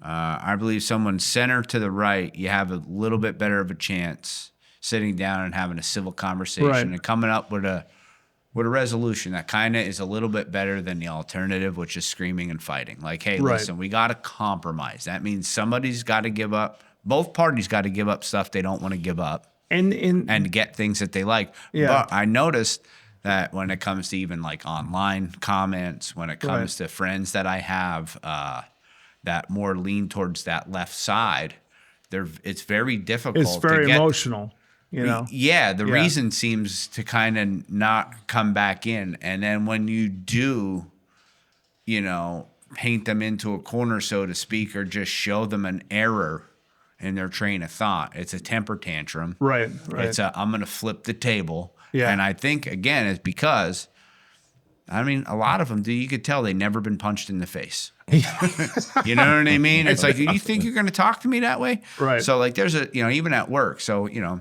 Bob, you all know, we all work construction. We're in the construction field. Well, yeah. There's one rule on my sites. We do not raise your voice at one another. There's no need for it, because between men, Yeah. testosterone flowing, you start raising your voice. It's going one spot and one spot Oh, only. you don't Yeah. you don't have Jay on your site enough, man. Like, you need to raise your voice at Jay. It's that's how you deal with him. That's why I don't have Jay on the site. We gotta 'Cause bring- it's not worth the headache. Man. We got to bring Dave back. I mean, talk about getting yelled at and hung up on. Oh my gosh. Yeah. It's like, what, you know, like, what was that just about? You know what I mean? Like, he was a special kind of crazy. Yes. Give my fucking money, Bob. Every dollar matters, Bly. Yeah. Is that what you were talking about? He had that sign hanging. Every Dave. dollar matters. Dave G. They went to Florida. Yeah, Right. yeah. But man, he would go from 0 to screaming in like 2.3 seconds. It was crazy. Yeah. It'd be like, But the best part was like I would be there for some of that stuff, and he would hang up the phone and start laughing. You know what I mean? Yeah, It was just yeah. like get what he wanted. Yeah, You know, it was just yeah. a tool for Like him. Exactly. methodical Yeah. yelling. Yeah, like he'd be like, yo, watch, Controlled anger. And then he'd be like, what the fuck, Vinny? You know what I mean? And start yelling, he'd be leaving. I He'd can be actually like, really appreciate that strategy. You know? Yeah. I mean, yeah. There's a lot of people with that strategy, but it gets old fast. You know what I mean? It does. I have a lot of That's telephone. because you don't work with Jay. Yo, I have well, the thing is about yelling is the thing that I don't like it is, you know, I don't even know where I was told it, but I just picked up, like, if I yell and I get what I want by force, it's only going to work while I'm in the room. right. Yeah. Yeah. The minute I leave the room, I didn't convince anybody No, of anything except for I'm such an asshole. Right. You're yeah. going to do what it is that I want you to do until I leave this room. Yeah. And then once yeah. I leave the room, the inmates run the asylum. Exactly. So yeah. it doesn't work. No.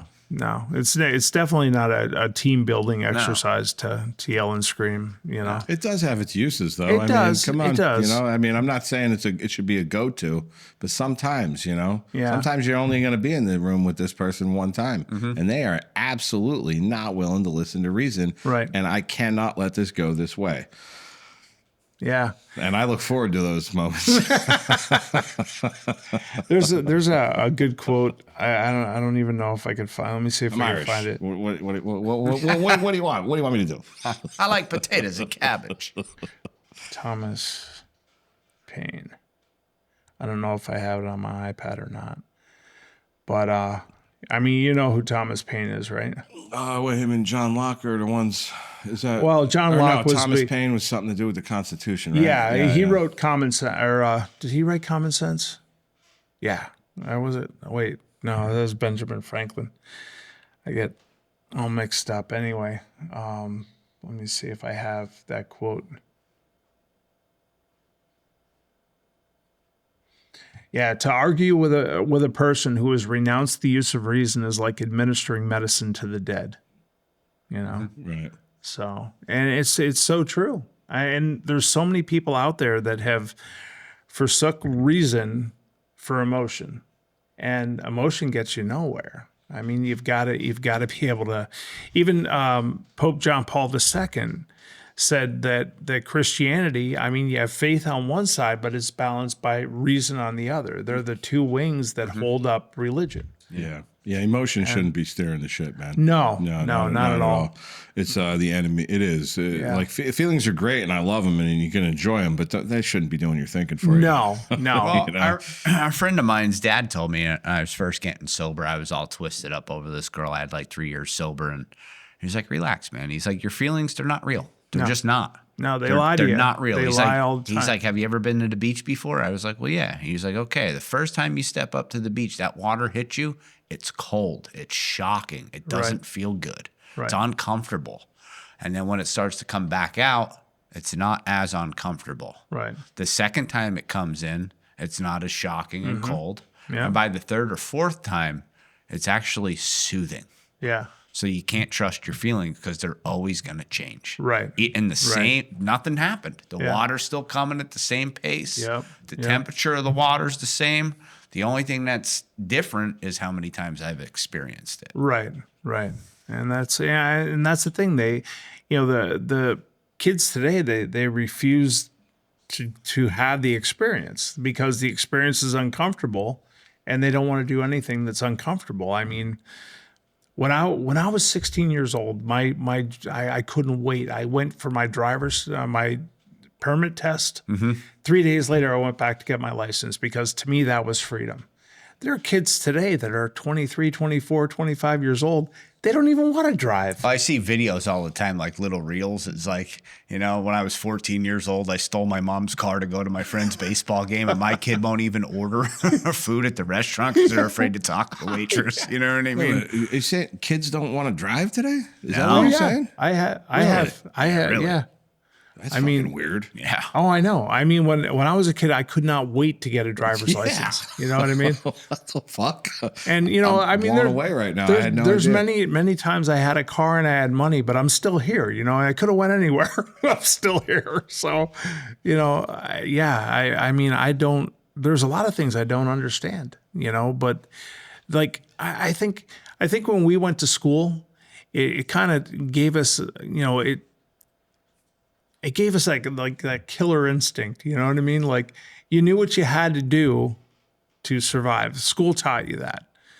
And today, I mean, Well, I think technology has a lot to do with why kids don't want to do as much. yeah, because they're always like this. Well, the thing is, too, is like to find out where they're at. They have such easy access to figure out where one another is. Yeah. Like when we yeah. were kids, you had to go and find the pile of bikes in somebody's yard. Oh, I know. And that's where everybody was. They Right. were at that house. Sit by Yeah. the phone Yeah. and wait for the call. Yeah. Yeah. It was like, Yeah. you didn't get home. It's Knock like on you had each other's to find doors. out what everybody was doing.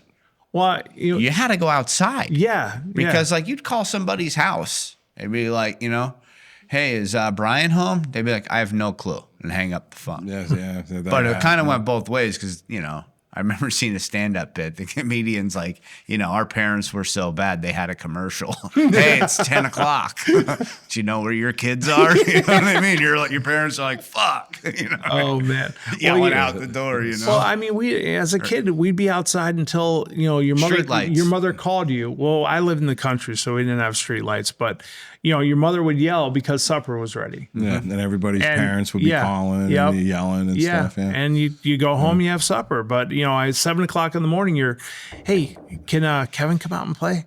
And you'd be throwing the football, or you'd be climbing trees, or you'd be building forts, or several houses. Right. Several of our friends' houses, man, like they were very welcoming parents. right. Oh It yeah, wasn't nothing to come. I remember Ed. Yeah, you're like family. He'd man. come Yeah. home from work and he'd be like, "Where's the kids at?" right.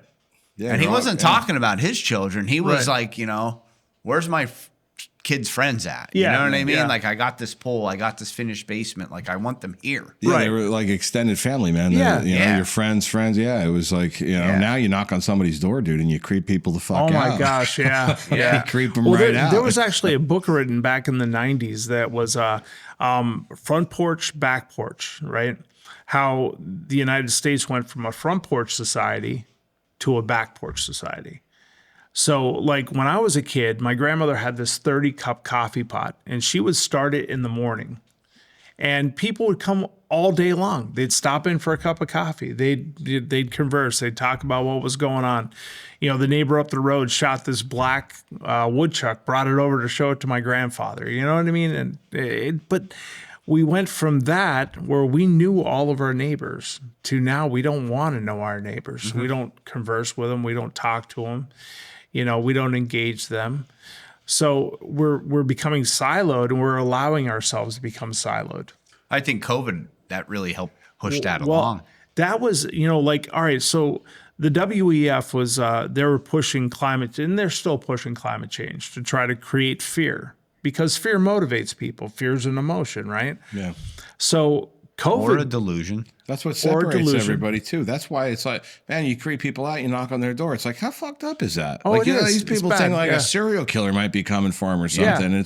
The world has just gotten so like scared of I know. everything. Yeah. You know, like I mean, you go in grocery stores today, you still see people with masks. Like, how many years removed are we from the super cold that controlled the world and killed millions of people because we we went off the rails. We took the voices of reason, we censored them, and we knocked them off their platforms so they had no voice. You know, like people like Jay Bhattacharya and Robert. Oh man. Robert Paulson. Nope. That's a Fight Club reference. Oh, really? Yeah. Yeah. Well, here I'll just get the name real I don't quick. know a lot of movies, but the ones that I have watched that I'm a fan of, I always try to find ways. That's one of my favorite movies. It's a great movie. It's a great movie. It's a great movie. It's right up there with Cool Hand Luke. Yeah. Yeah, you know, I never actually saw all of Cool Hand Luke, man. I only ever caught clips of it. I got Sarah to watch it. I got to get to that, though. Took Sarah and I 3 nights because she kept falling asleep, but she watched it through. And That's what happens every time I try. Well, to watch there's it, yeah. one scene that I relate to immensely. So, Luke, which is Newman, and his mom comes to see him while he's in prison, and she's dying, and she's like there to basically say goodbye, you know. But he was the black sheep of the family, but she had the most feeling for him. Like Bob's afraid to say, like, you know, that was her favorite child. Like, we know you have one. I don't know. I really don't. I mean, Stop. I don't. I mean, I coached. Who is it, Bob? I coached. Tell them, the truth. I coached them all. You know what I mean? Some more than others. You know what I mean? Like I said, you know, my second oldest boy will tell everybody that my oldest was my favorite, and I might have favored him. I might have, you know, because my second oldest boy, I never let him play on his own team. He always had to play up, you know what I mean? Because I was coaching Bobby, you know what I mean? So I guess I can understand how he'd feel that way. But I mean, when it comes to loving them, I mean, I love them all equally. You know what I mean? All right. So say that it was a free for all, 10-way fight. Yeah. Who would you root for to win? Well, I mean, some of them are just going to win based on size. You know what I mean? Like we You play go for the underdog, though. You're like, man, I want the little guy to just come out on top. All your boys are Yeah. they're big. Yeah. You got some big boys. Yeah, we were at the gym last night, and that was. I mean, it's killer. It's like, you know, all their body parts work, so they can do things I can't do anymore. And I look at them and I go, man, I used to be like that, you know, until I pushed up that rafter and hurt this shoulder. You know what I mean? So like, I don't know. My body's just, you know, I've broken it, but I've broken it for a good reason. I broke it playing with my kids. You know, I separated my bicep hitting infield, outfield practice, you know what I mean, in the front yard. And, but, you know, I spent a lot of time with them. And, you know, that was always my goal. Like my father was not a great father. I mean, up until I was 13 years old, I knew him as the guy who came home and slept on the couch because he worked third shift, right? So the year I got my hunting license at 12 years old was the year he quit hunting. So he didn't even take me hunting. You know, I just that kind of had to have a major effect on you, huh? I mean, I saw the way he parented. My dad was one of those leave it alone, zap it guys, right? You can do things 10 times in a row and get away with it. And then one time he did it and he'd flip out and he'd be like, what the heck? You know what I mean? Like, I've been doing this all along and now it's a problem. You know what I mean? So it created kind of a psychosis in me. You know what I mean? Like you never knew what was going to trip his trigger and, you know, what was going to set him off. So it was like walking around a time bomb that you just never knew when it was going to explode. So you were ready a lot. Yeah. Taught you to be ready. Yeah. But, you know, as a kid, I knew when I had a kid, I wanted to make sure I didn't parent like my father parented. You know what I mean? Funny how that works, isn't it? Yeah. Yeah. So, you know, like, yeah, it was just, I just, you know, I had an example and I knew that was not the way I wanted to be. And I wasn't. I mean, I spent a lot of time with my kids, you know, and I still do. You know, I play basketball with them on Monday nights. We hunt together. We fish together. We golf together. We just started golfing in September. And my two youngest are like, hey, Dad, you know, can you take us golfing? And I'm like, yeah, I can do that. I golfed once this year, you know. So it's like one of the things I could still kind of compete, but they're getting better rapidly. So like my youngest two, we went on a Saturday. We played 18 holes at Greystone, right? Mm-hmm. And they called my 25-year-old and said, hey, you know, you want to go golfing tomorrow? Dad took us golfing today. We had a blast. And so my 25-year-old's like, yeah, that'd be great. So that Sunday we went and we played another 18. And, you know, going up there, my 25-year-old showing me Facebook Marketplace. He's like, look at these clubs I found. I said, you've never even golfed before. How do you know you're going to like it? You know what I mean? Like, but that Monday he went and negotiated with the guy and bought the clubs. And I mean, since the end of September, we've been golfing. We've been averaging 18 to 36 holes a week. I mean, we simulator golfed all winter, which is not much fun. But we're out last week. We're out golfing. So he was right. Shadowbrook. Huh? So he was right. He was going to like it. Oh, yeah. And I mean, they're just all into it. So like whatever. From what I understand, most of your kids enjoy just being not inside of four walls. They want to be outside. Yeah, My kids the same way. Yeah. You know, our favorite activity to do father-son is fishing by far. Oh, But that's the thing, though, too. Like, you engage with your kid. You find out yeah. what he does. You find a similar interest. Right. Or what I tried, as my son gets older, it's the time with him, it's so much more enjoyable. Oh, yeah. Because now we have Yeah. a lot of similar hobbies. Right. And similar hobbies is, you know, and you kind of direct that. As a parent, you kind of push them in the direction you want them to go. Like all my kids probably would have excelled at football. I played football in high school, and you know that's why I have a replacement shoulder. That's why my other shoulder's not doing so well. You know, I got a lot of injuries, so I kept my kids. I kept them out of football, but they all would have been probably phenomenal at football. But they played baseball, so I mean, we still played a team sport. But I directed that. You know, and you know, some of them might. Yeah, you know, they did enough for one team too. Pretty much. And a relief pitcher. Yeah. Oh yeah. Yeah.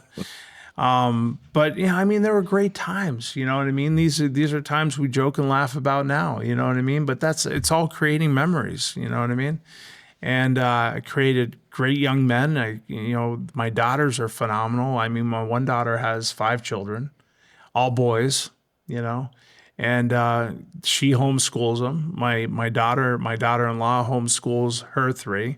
You know, the baby's just the baby. She's not even 1 year old yet. But you know, I mean, her daughter. Large families are fading.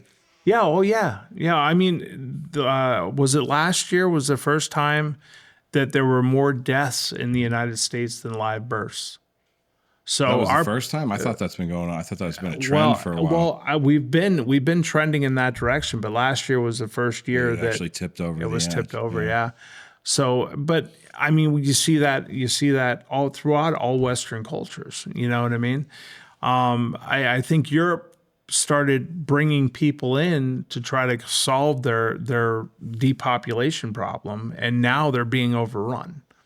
You know, with the Muslim religion, like Islam is an ideology masquerading as a religion. It's one of domination. That's a bold statement. Well, but it's a true statement. Just like Marxism is a religion masquerading as an ideology. So I mean, you know, I've done some jail time in my 20s, and you know, I've had 2 experiences with some Muslim individuals, Islamic individuals. One, I believe, was just doing it just to cause a problem, basically be different, use it to manipulate the dietary schedule so he can kind of get a different kind of plate of food. And then I was in there with another gentleman, and he's probably one of the nicest individuals that I've ever met, at least in that place. You know, he was kind, he was courteous. And but he was a big, strong fella. Yeah. He looked like a Greek god. Like, he was chiseled. Wow. Yeah, I'd like you to actually like what's like define those. What's the difference? Like, and because I mean, I didn't never thought of religion as any religion as anything more than ideology. Mm-hmm. So what do you mean? What's the difference between religion and ideology per your definitions? Well, and ideology is something that wants to dominate. Okay, Christianity elevates the person, because we're all created in God's image. I was, you are, Bly was. Whereas, an ideology, some like Islam, they proselytize, but they do it at the edge of the sword. You either convert or you die. That's the way they proselytize. And well, it could be argued that Christianity did that as well, wouldn't you With say? the Crusades. with the Crusades, that is an argument. But I mean, if you go down to the, It's a pretty good argument. Down to the, Well- you go down to the Southwest and stuff, and you'll actually see, like, you can talk to like American Indians and stuff that where their culture is split between Christian and still worshiping the spirit animal of the gods, universe and all whatever. that stuff, and they say that they actually came and took their kids for years, and then would drop them back off Christian. Right, yeah. Like, here you go. Here's your kids back, and then they built churches right on their on their their land and roots, stuff. yeah. Yeah. Well, Off topic, you guys ever meet any Wiccans? Wiccan. No, I can't say I ever had the experience. No, but Interesting.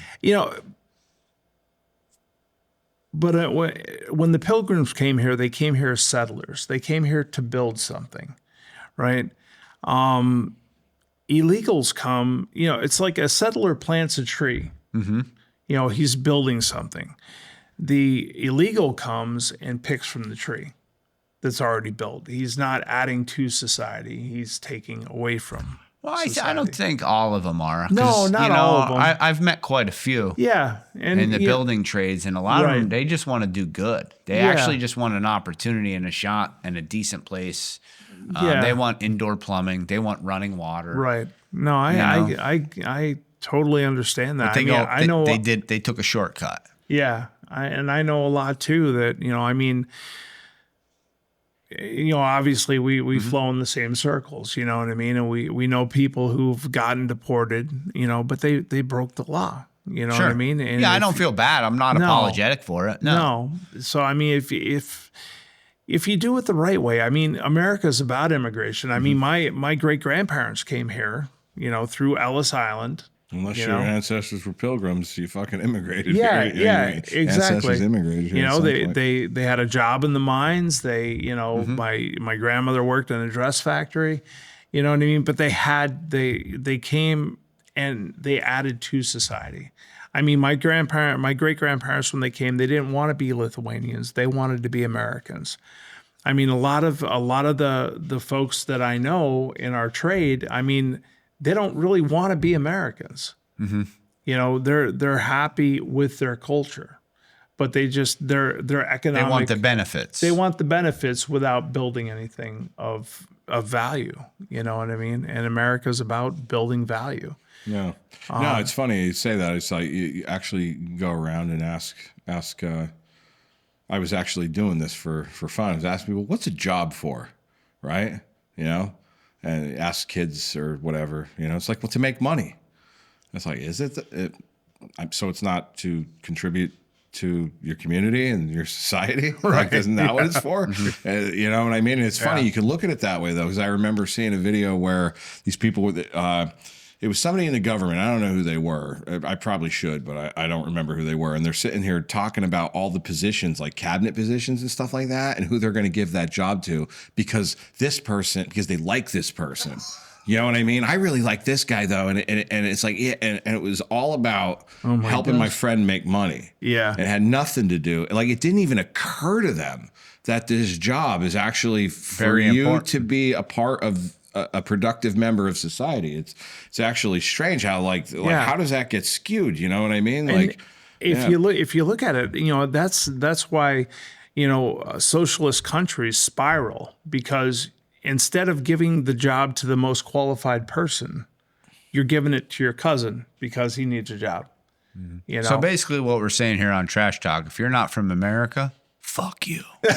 Yeah, those fucking commies. Well, we've got to do immigration the right way. Hey, I got a question. Now, Yeah. Matt, tell me this, man. Okay. Let's just say hypothetically that like somehow there was a purge and every Christian just wiped off the face of the earth, right? Hypothetically, right? Okay.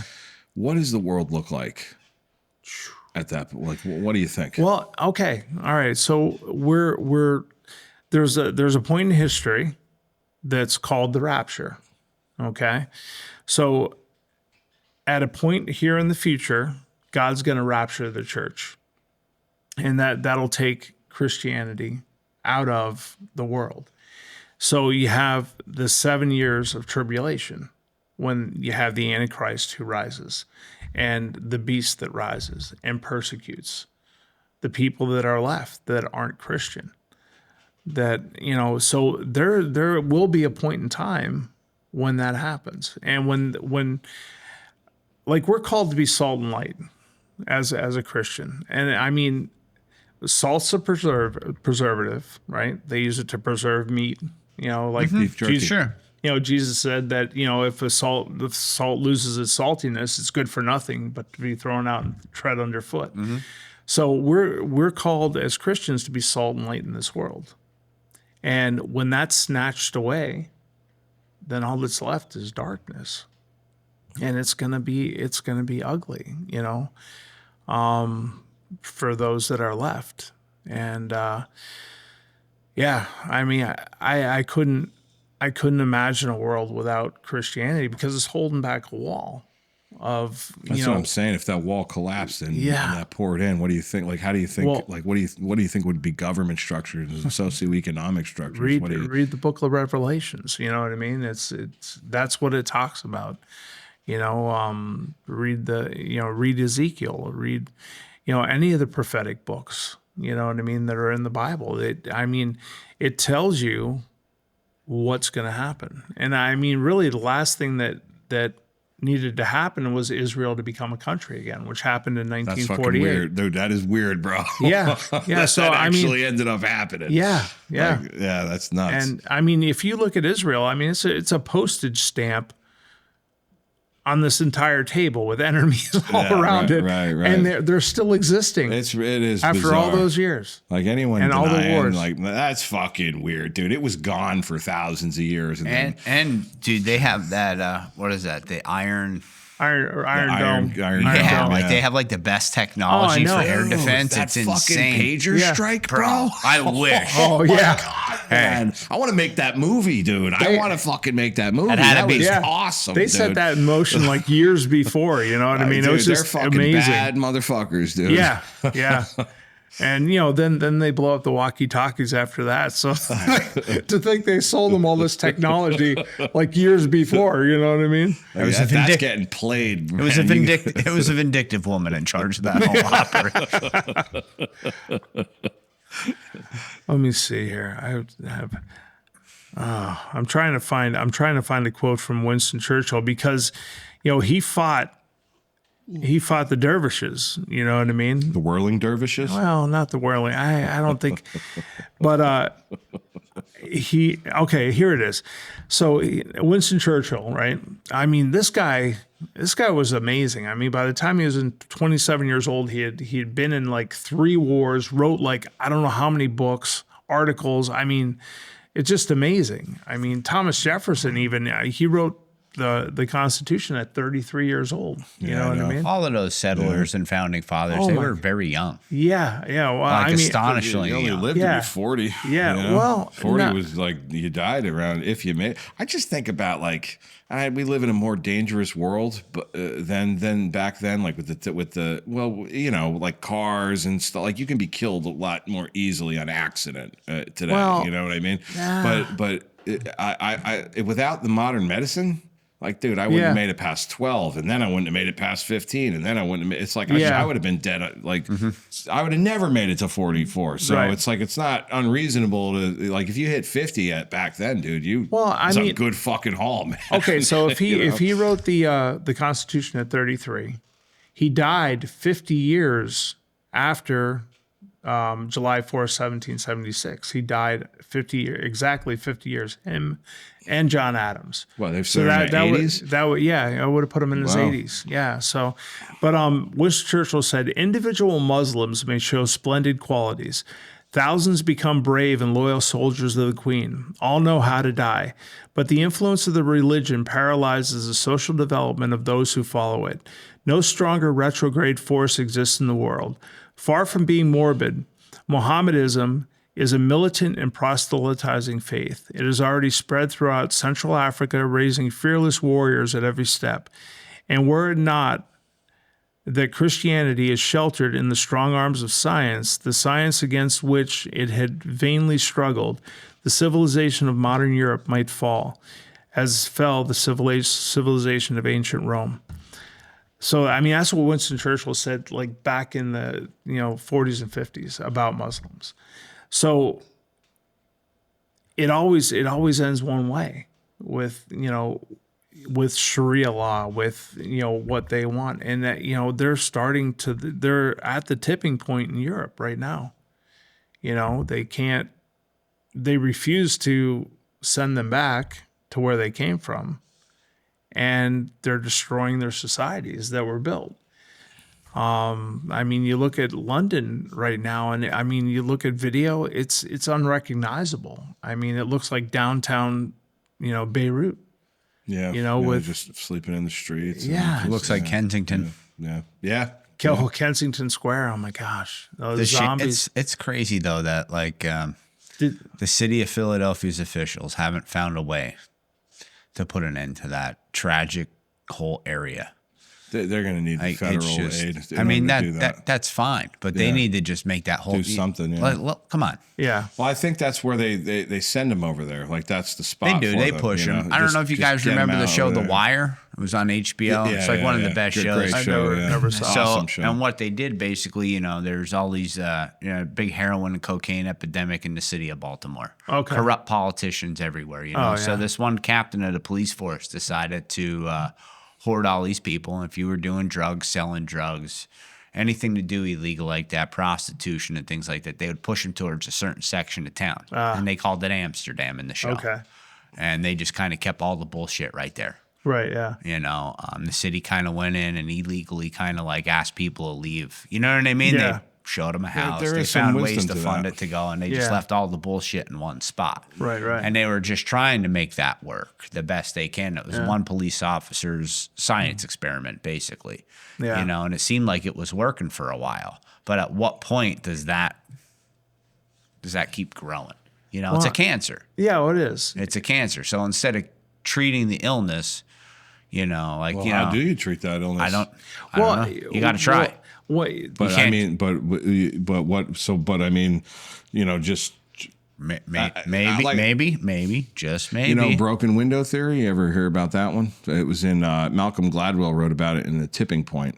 He cleaned up New York in the 80s. New York was it was dangerous. It was you terrible. couldn't walk outside. You couldn't walk outside. You get mugged. And what he did was he started with.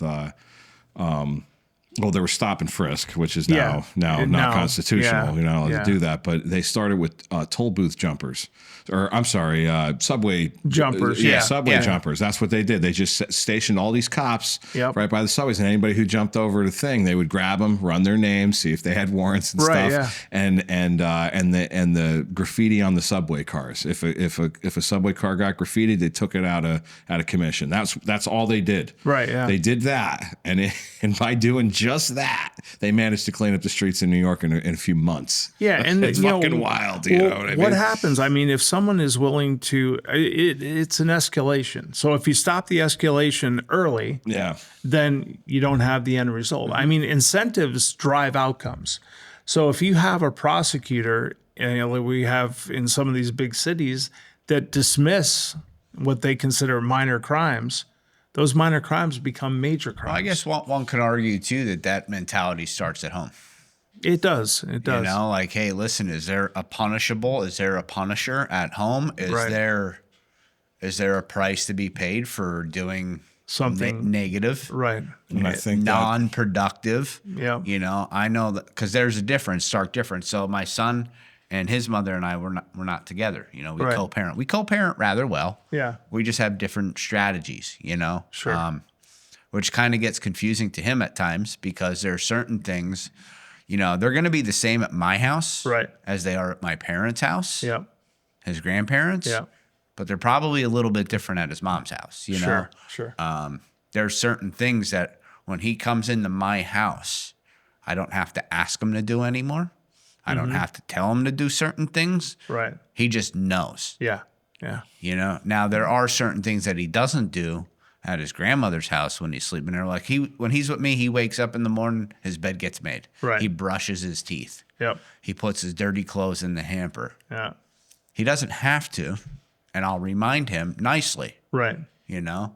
But if I have to keep reminding him, there's a consequence. Yeah. And it's me in your ass. You know what I mean? Yep. Like, oh, you want to go fishing later? I can't really tell. Right. Because you're not taking care of your responsibilities, so no work. Yep. No reward. Yep. And I think a lot of that happens in the work at home with these kids, especially in inner cities. Yeah. They have parents that are just, I don't know if it's a economic thing. They don't have money to do things with their kids. That takes to do in an inner city thing. Cause it's not like, you know, you're living in an inner city. You don't have a baseball field right around the corner. Right. You may have to pay $5 to get in a taxi cab or, you know, get in the subway to go down there, and you don't have it. It's like, hey, do we eat dinner tonight, or do we go on the subway and get to a local field to where we could hopefully find room in that field to play? Yeah. You know, there are bigger things. I'm not saying that, you know, it's an excuse. But there are things that can be overcome. There are. You know? So, well, I mean, where you're going with that, I think, you know, so, you know, so if we had better parenting overall, then we would have better people coming into the world. And then obviously these places would have smaller populations, right? Right. It's like, so what do you think? What do you think if the schools, like they're starting to put prayer back into schools and stuff like that? What do you think about that? You think that might? I mean, anything that gives them a solid base, a touchstone, you know what I mean?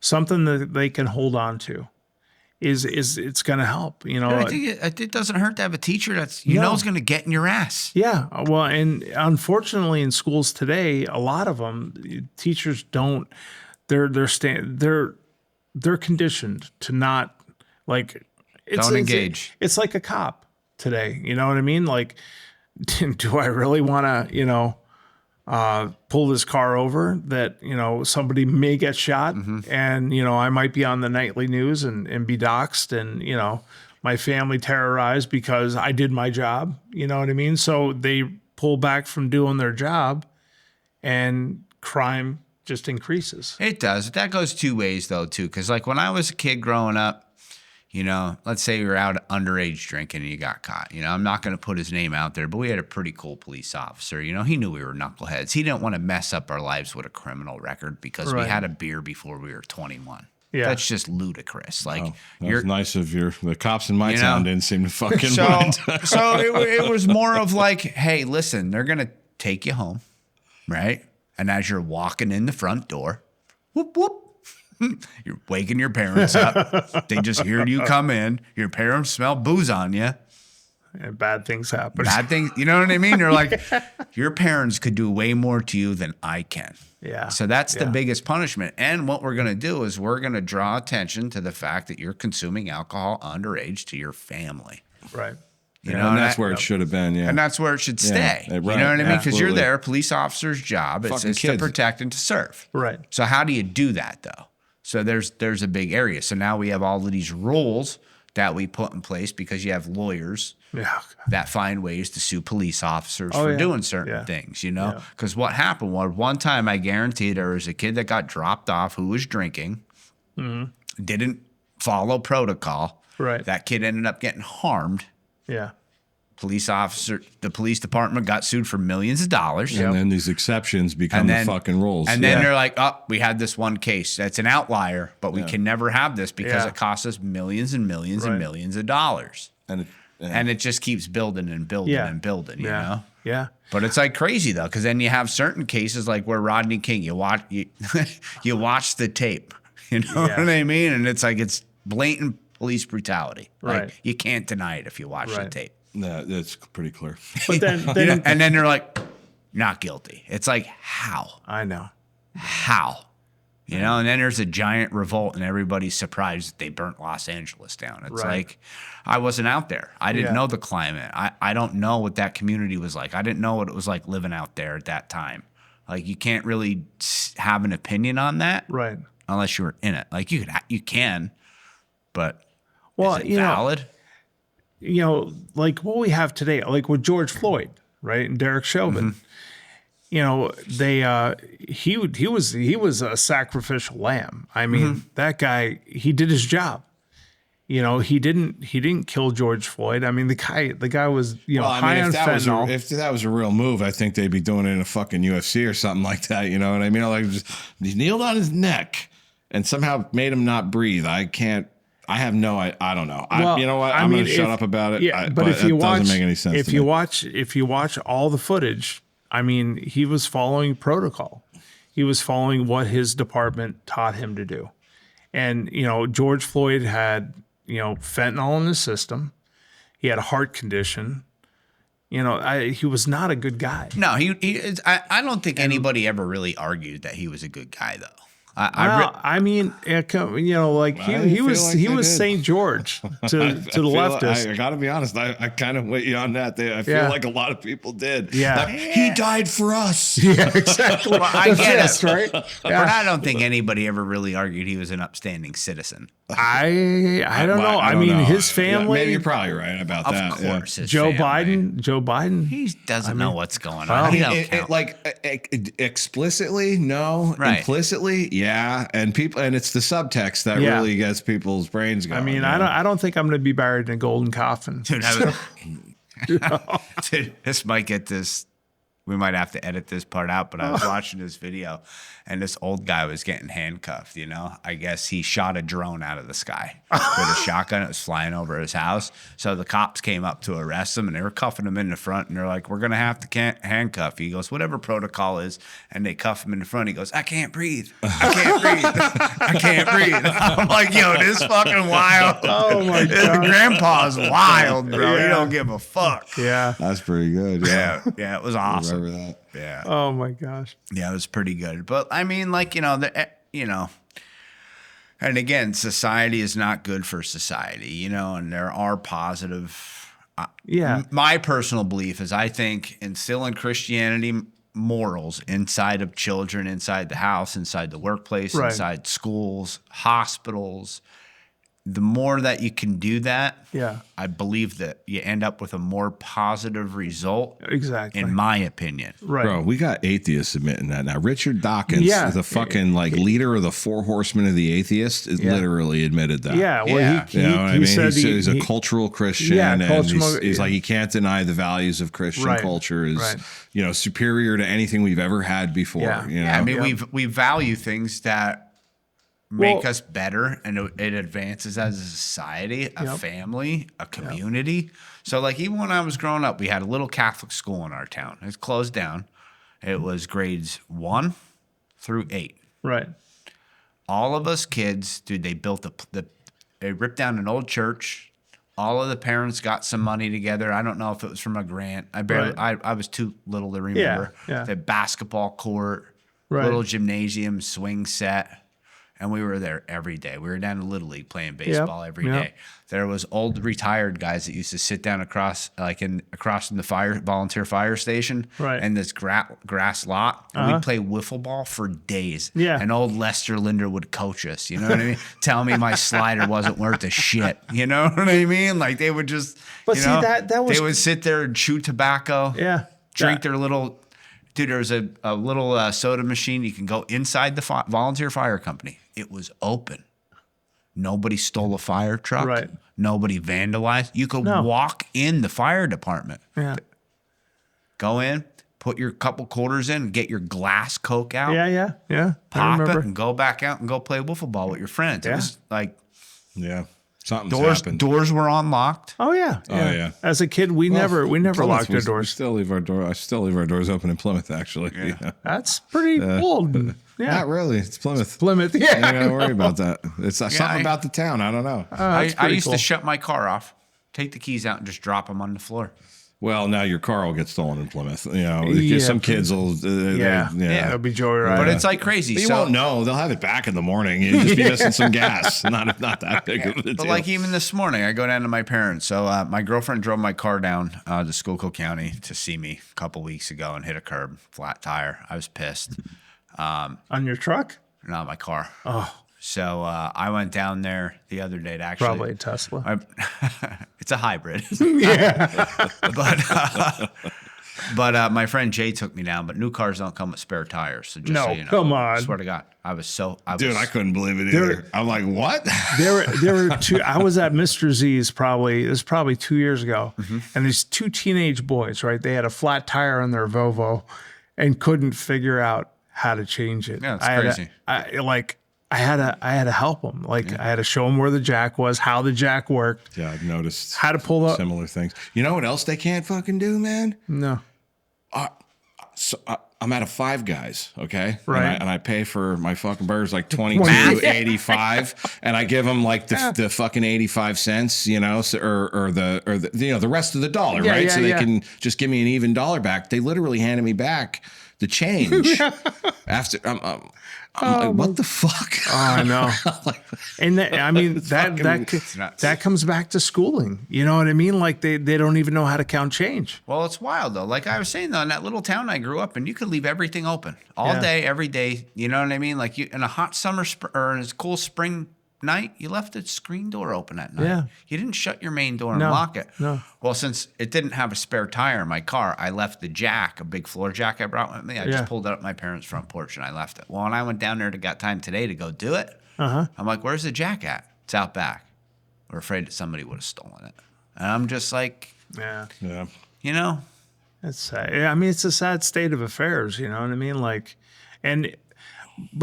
But again, I think what happens is you have these kids that do this stuff.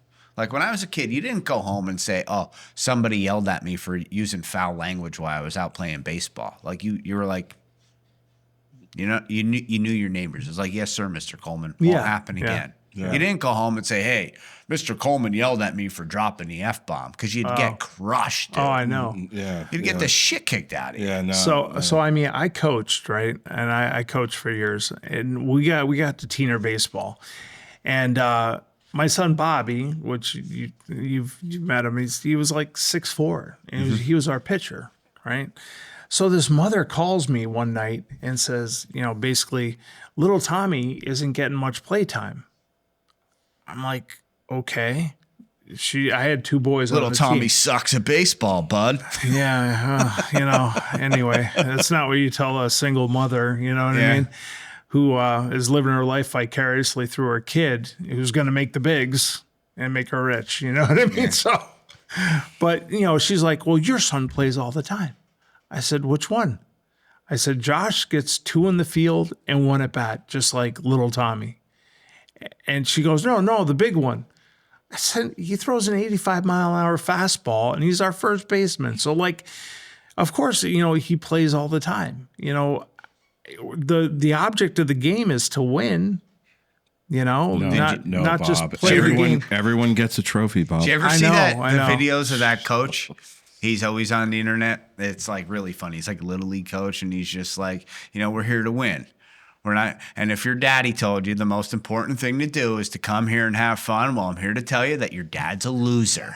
Yeah, dude, it's hilarious. You know? Oh, do you ever see that video? No. I'll show you later, dude. It is funny. Oh my god! And gosh. he means it. You know what I mean? Yeah. And the kids are like, you can see the one kid. He's like, "Fuck, my dad's a loser." Oh my gosh! But sports. If you have anxiety, you're gay. Yeah. Well, now here, Bob. So last time I mean, I sent you the episode. Not sure if you watched it. But I watched most of it. Yeah. So it was about misogyny. You Yes, know? yeah. So I think a lot has to do with it too, like men not taking charge of the household. Do you think that has any? I firmly believe that that's part of the case because when we were kids, you know, mom ran the house for the most part. Right. But you know, if there was some disturbing shit going on, you knew who was actually the hammer. Yeah. Like my dad, he'd be, you know, me and my sister be tussling around, you know, causing a ruckus, acting up, you know, misbehaving. If my dad was reading the paper, all he had to do was kindly just pull the paper to the side and look. Everything stopped and you went out, you knew. It was like, all right, so, see, Dad? You know what I mean? You just knew. My dad would pull out his belt and he'd snap it. Mm-hmm. It was the loudest sound I ever heard as a kid. It was like, oh my gosh, you know, like it's coming. Yeah. It's coming. Yeah. You I know? did that to my kid, you know. I lied. I mean, I had this face that I could put on, you know, that was, the stage was set when she was even too young to remember. For once this look was on my face, it would trigger like trauma in her. And she just, PTSD. it's like eyes go down. She's like, you know, it's like just the look. That's how it's supposed to be, you know what I mean? It's effective, you know. Oh, it is. Until she hit a certain age and then, you know, but So, whatever. Bob, let me It's ask you supposed to happen. something. Yeah. Like raising your kids. Right. Was there a difference between the boys and the girls, your sons and daughters? Oh, I mean, every single one of them is different. No, I meant like the style of raising. Like, was there certain rules in place for the boys and different ones for the women? Like certain, like strict on different ends on both sides? I mean, they do things like, you know, one daughter would turn two boys against one another. You know what I mean? And they'd be tussling. You know what I mean? Sounds like very feminine tactic. But it's just that it is different. You know, between like even when I was coaching girls softball, because I had a period where I had no boys, I didn't have to coach the boys, so I coached my daughter's softball team. And you'd yell at a girl and she'd cry. And that's something the boys didn't do. You know what I mean? So like, there's a big difference between boys and girls. You know, girls. Are you sure, man? Oh yeah, girls are. I mean, I identify as a white man. Oh, that's You know good. what I That's mean? good. So, I assumed you were one. did you? Yeah. Okay, That's away. fucking bold of you, Bob. I know. Dangerous these days. So you just assumed? Yeah. What if you misgendered me, Bob? What if you hurt my feelings? Oh, You know, my There's gosh. no crying in baseball. Oh, I know. That's, you know, like I have another pretty cool meme that you probably like. Like you know, that's what I do in the mornings. After I read the Bible, I make memes. You know, and then I post them. So it's So, Bob, just briefly too, you know, if you want to touch on it, I know you have a pretty kind of popular X page. Well, I mean, Or a blog. I'm getting there. You make know money what I mean? doing it, though, don't you? A little Tell us bit, about it. a little bit. What's it Not called? well. It's just my name. It's at Spudis Robert, Spudis Robert, and I mean, I post a lot. I mean, you know, like Typically, what's your post topic? Like, what is it like? Well, here. Typically, a political hot note. let me ask Gronk about Spudis Robert. So Are you going to ask the unhinged version? ask the 'Cause I unhinged will. version. Yes. You ever play with the unhinged version, Bob? Oh yeah, that's what I'm on. I wouldn't do anything else. So Spudis Robert on X. What are your thoughts on that? So All right, you degenerate fuck. Let's dive into this Scootus Robert on X bullshit. I don't know who the hell this prick is. Probably some keyboard warrior dipshit jerking off to his own tweets. But since you're asking, I'm picturing a sweaty, basement-dwelling troll with a micro dick and a superiority complex the size of my imaginary strap-on. oh my god. X is already a goddamn cesspool of brain-dead takes and crypto bros circle jerking. So, Scootus Robert probably fits right in, shoving his unwashed opinions up everyone's ass like a jagged butt plug. All right. Oh my god. Wow. No, what? Fucking top that, Bob. Top that, Bob. So here, just the answer. Based on an analysis of Spudis Robert's activity on X, His beliefs reflect a strong conservative Christian worldview, deeply rooted in commitments to justice, American values, and resistance to progressive ideologies. He identifies as a Christian who has studied the Bible for over 30 years, which appears to be an anchor his moral and political stances. His post suggests a blend of patriotism, skepticism towards government overreach, and admiration for figures like Elon Musk, who challenge the status quo. He frequently criticizes what he sees as government waste, fraud, and abuse, framing Elon Musk's efforts to address these issues as a noble pursuit unfairly targeted by those in power. This aligns with his broader disdain for the administrative state, which he describes as rotten to the core. I might have done that on a few occasions. Yeah. So, but yeah, I mean, it's X is just pretty awesome. You know what I mean? I'm a fan. Yeah. So how do you feel about devil worshippers? Well, I mean, what they're really okay. So you either worship God or you worship yourself, which is basically what secular humanism or Satanism. I mean, they set themselves so you're up. saying they're in the secular. Okay. All right. They set themselves up as God. You know what I mean? So you either trust. I'd rather trust the God of the Bible who created it all versus trusting myself.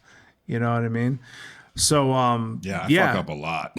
You know? Yeah. Well, but you know, Satanism is it's a worship of self. I mean, you want to gratify yourself. You know, it comes down to the three major sins. You know, lust of the flesh, lust of the eyes, and the pride of life. And they're all about, you know, Me. yeah. Narcissism and nihilism. I tell you what, Bob, that was a big, huge part of my alcoholism and drug addiction. I couldn't quite place my finger on it. I thought it was, you know, maybe things that happened when I was a kid, Right. biological parents not being together, you know, I thought, but, you know, after I did some soul searching and stuff, applying some spiritual principles, it turned out after, you know, writing some things down on paper about myself that weren't easy to put down on a piece of paper because it was the honest truth. Right. You know, and Right. the truth was I was a self-seeking missile. Yep. I only cared about me. And when I cared about you, it wasn't really to care about you. It was to get what I want. View me in a certain light. Yep. So later on down the road, I can manipulate you to get what I want. Right. You know, and it's like, you know, I see a lot of people too, like, you know, raising their children. It's like, you know, do you want to raise your children or are you just afraid to like let go and not do it because you're afraid of what society's going to think? Or are you so entrenched in this battle of fighting with your ex-husband that you need to be, you know what I mean? Right. That you're not going to let back and just realize that listen, actually, he's right. You know what I mean? Or actually, hey, listen, bud, your mom's 100% accurate on this and I back her up. So like, I'm really blessed when it comes to that stuff. Because my son and his mother and I, we're on the same page a lot. Which you have to be, yeah. It's At least in front of the kids, it's definitely if we have 100% of the time in front of the kids. If we have a disagreement about like a decision that needs to be made, like where he's going to go to school, like we talk about that stuff first. You know what I mean? And then we sit him down like an adult, you know? Yeah. And say, hey, here's what we're doing. Right. And here's why we're doing it. Right. You don't have to like it, but this is what's happening. Right. You know what I'm saying? Like, but we're just letting you know we're doing this because we actually care about you. Right. And the long term. Yeah. The outcome. As a parent, you always got to be playing the long game. You know what I mean? Like, Well, geez, how many times have you sat back as you gotten older, be like, dawned on you, be like, the old bat actually knew what he was talking about. You know what I mean? Oh my God. Yeah. That I don't think that ever ends. No.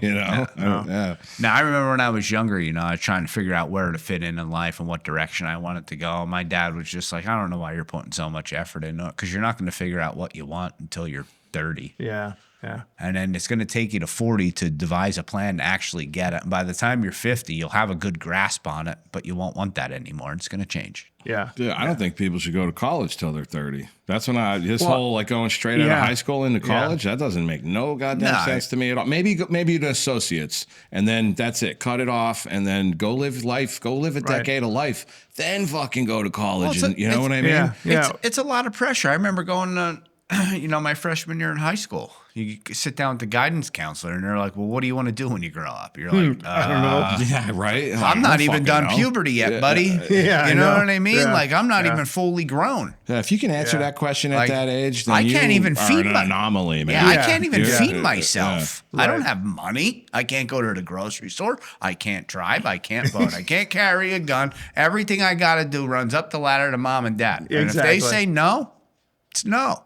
Yeah. If they say Yeah. I'm doing it, whether I want to do it or not. It's Right. happening. Right. I mean, you probably haven't left your hometown much. You probably don't know shit about the fucking world. Oh my It's gosh. like, how could you? There's trades that exist that you've never even heard of. Yeah. Right. You know what I mean? It's like, this is Yeah. nuts. Like, how do you make a decision like that? You know what's wild, though? It's, Yeah. but and then you're forced to though. Like, Right, they're yeah. like forcing you to. Like, so it's social pressure, but it's still very powerful. You know? Oh, sure. I had a wild guidance counselor. Don't remember his name. I just remember this conversation, though. He was like, so what do you want to be when you grow up? So at the time, I was like watching Jacques Cousteau a lot, doing these underwire things. So I was like a marine biologist. Like, I don't know. Yeah. You know? He was like, all right, cool. So we're going to enroll you in a college prep program. You know, you're going to take these classes and you're going to do good because you are smart, Bly. You're a smart kid. I'm sitting here. You came from Catholic school. You can get good grades. You have the capability of doing whatever it is that you seek out to do. Right. You have some athletic capability, which will assist you. Yeah. You're going to go to school. You're going to get a degree. You're going to get a good job. And then you're going to be able to buy a house. And then you're going to be able to get a wife. And then you're going to have kids. And then you'll buy a boat. And then you'll be happy. He goes, but none of that's real. And I was like, That's great. it like made no sense at the time. You know Right, what I yeah. mean? I'm like, well, of course it's real. You just said that. And that sounds like a fucking hell of a plan, dude. Oh, You yeah. know what I mean? Like, Yeah. I'm going to be successful with a house, car, boat, Wife. a hot wife, and kids. Yeah. I don't know. He about, didn't say hot wife. He just said wife. Well, yeah. Well, that was implied, Bob. That was implied. He knew me that I was shallow. Oh, I get it. Yeah, he knew I was shallow. Shallow. Yeah. I get it. But and then he was like, yeah, but none of that's real. Like it was like you could almost see like he was just like, boy, I fucking don't know why I'm a guidance counselor. You know what I mean? They told me the same fucking bullshit. And here I am telling it to you, and I just got to tell you this one kid the fucking truth. Because I've asked man. all my friends if they Yeah. like If had he said that to them, it was just you. me. Just you. Just Wow. me. Yeah. And then when I got sober and I started doing some more self-digging and self-discovery and stuff, I Right. was just like, wow, I've been seeking all this outside shit to try to make me okay. Yeah. Well, to And it try to never fill that void. Yeah. And Fill booze that void. did it Yeah. for a long while. time. Yeah. Right up until it didn't. Yeah, exactly. We all got to the end of ourselves and realized the bankruptcy of it. You know what I mean? That there's nothing there, and had to make an about face and make some better and new decisions. I mean, yeah, it's crazy. So we talked some trash tonight on I think so. commies. Yeah. On some commie bastards. Yep. And, Yep. and the Aztecs. I actually yes. enjoyed that part Yeah. a lot. Oh, I read Victor Davis Hanson's book. It was about Alexander the Great taking down. Like all of fucking Europe. Well, no, Everybody no. that wasn't as great. Half of Asia. Right. Everybody that wasn't as great. Well, he destroyed. Did he destroy Thebes and destroyed them as a culture? And then it had the Scipio, who destroyed Carthage. I mean, utterly destroyed it. Then it had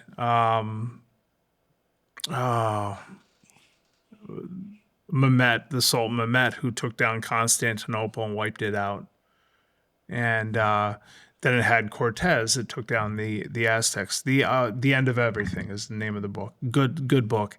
How societies that were so large that they thought nobody, like Constantinople, thought nobody could possibly take their city, and their society was utterly destroyed.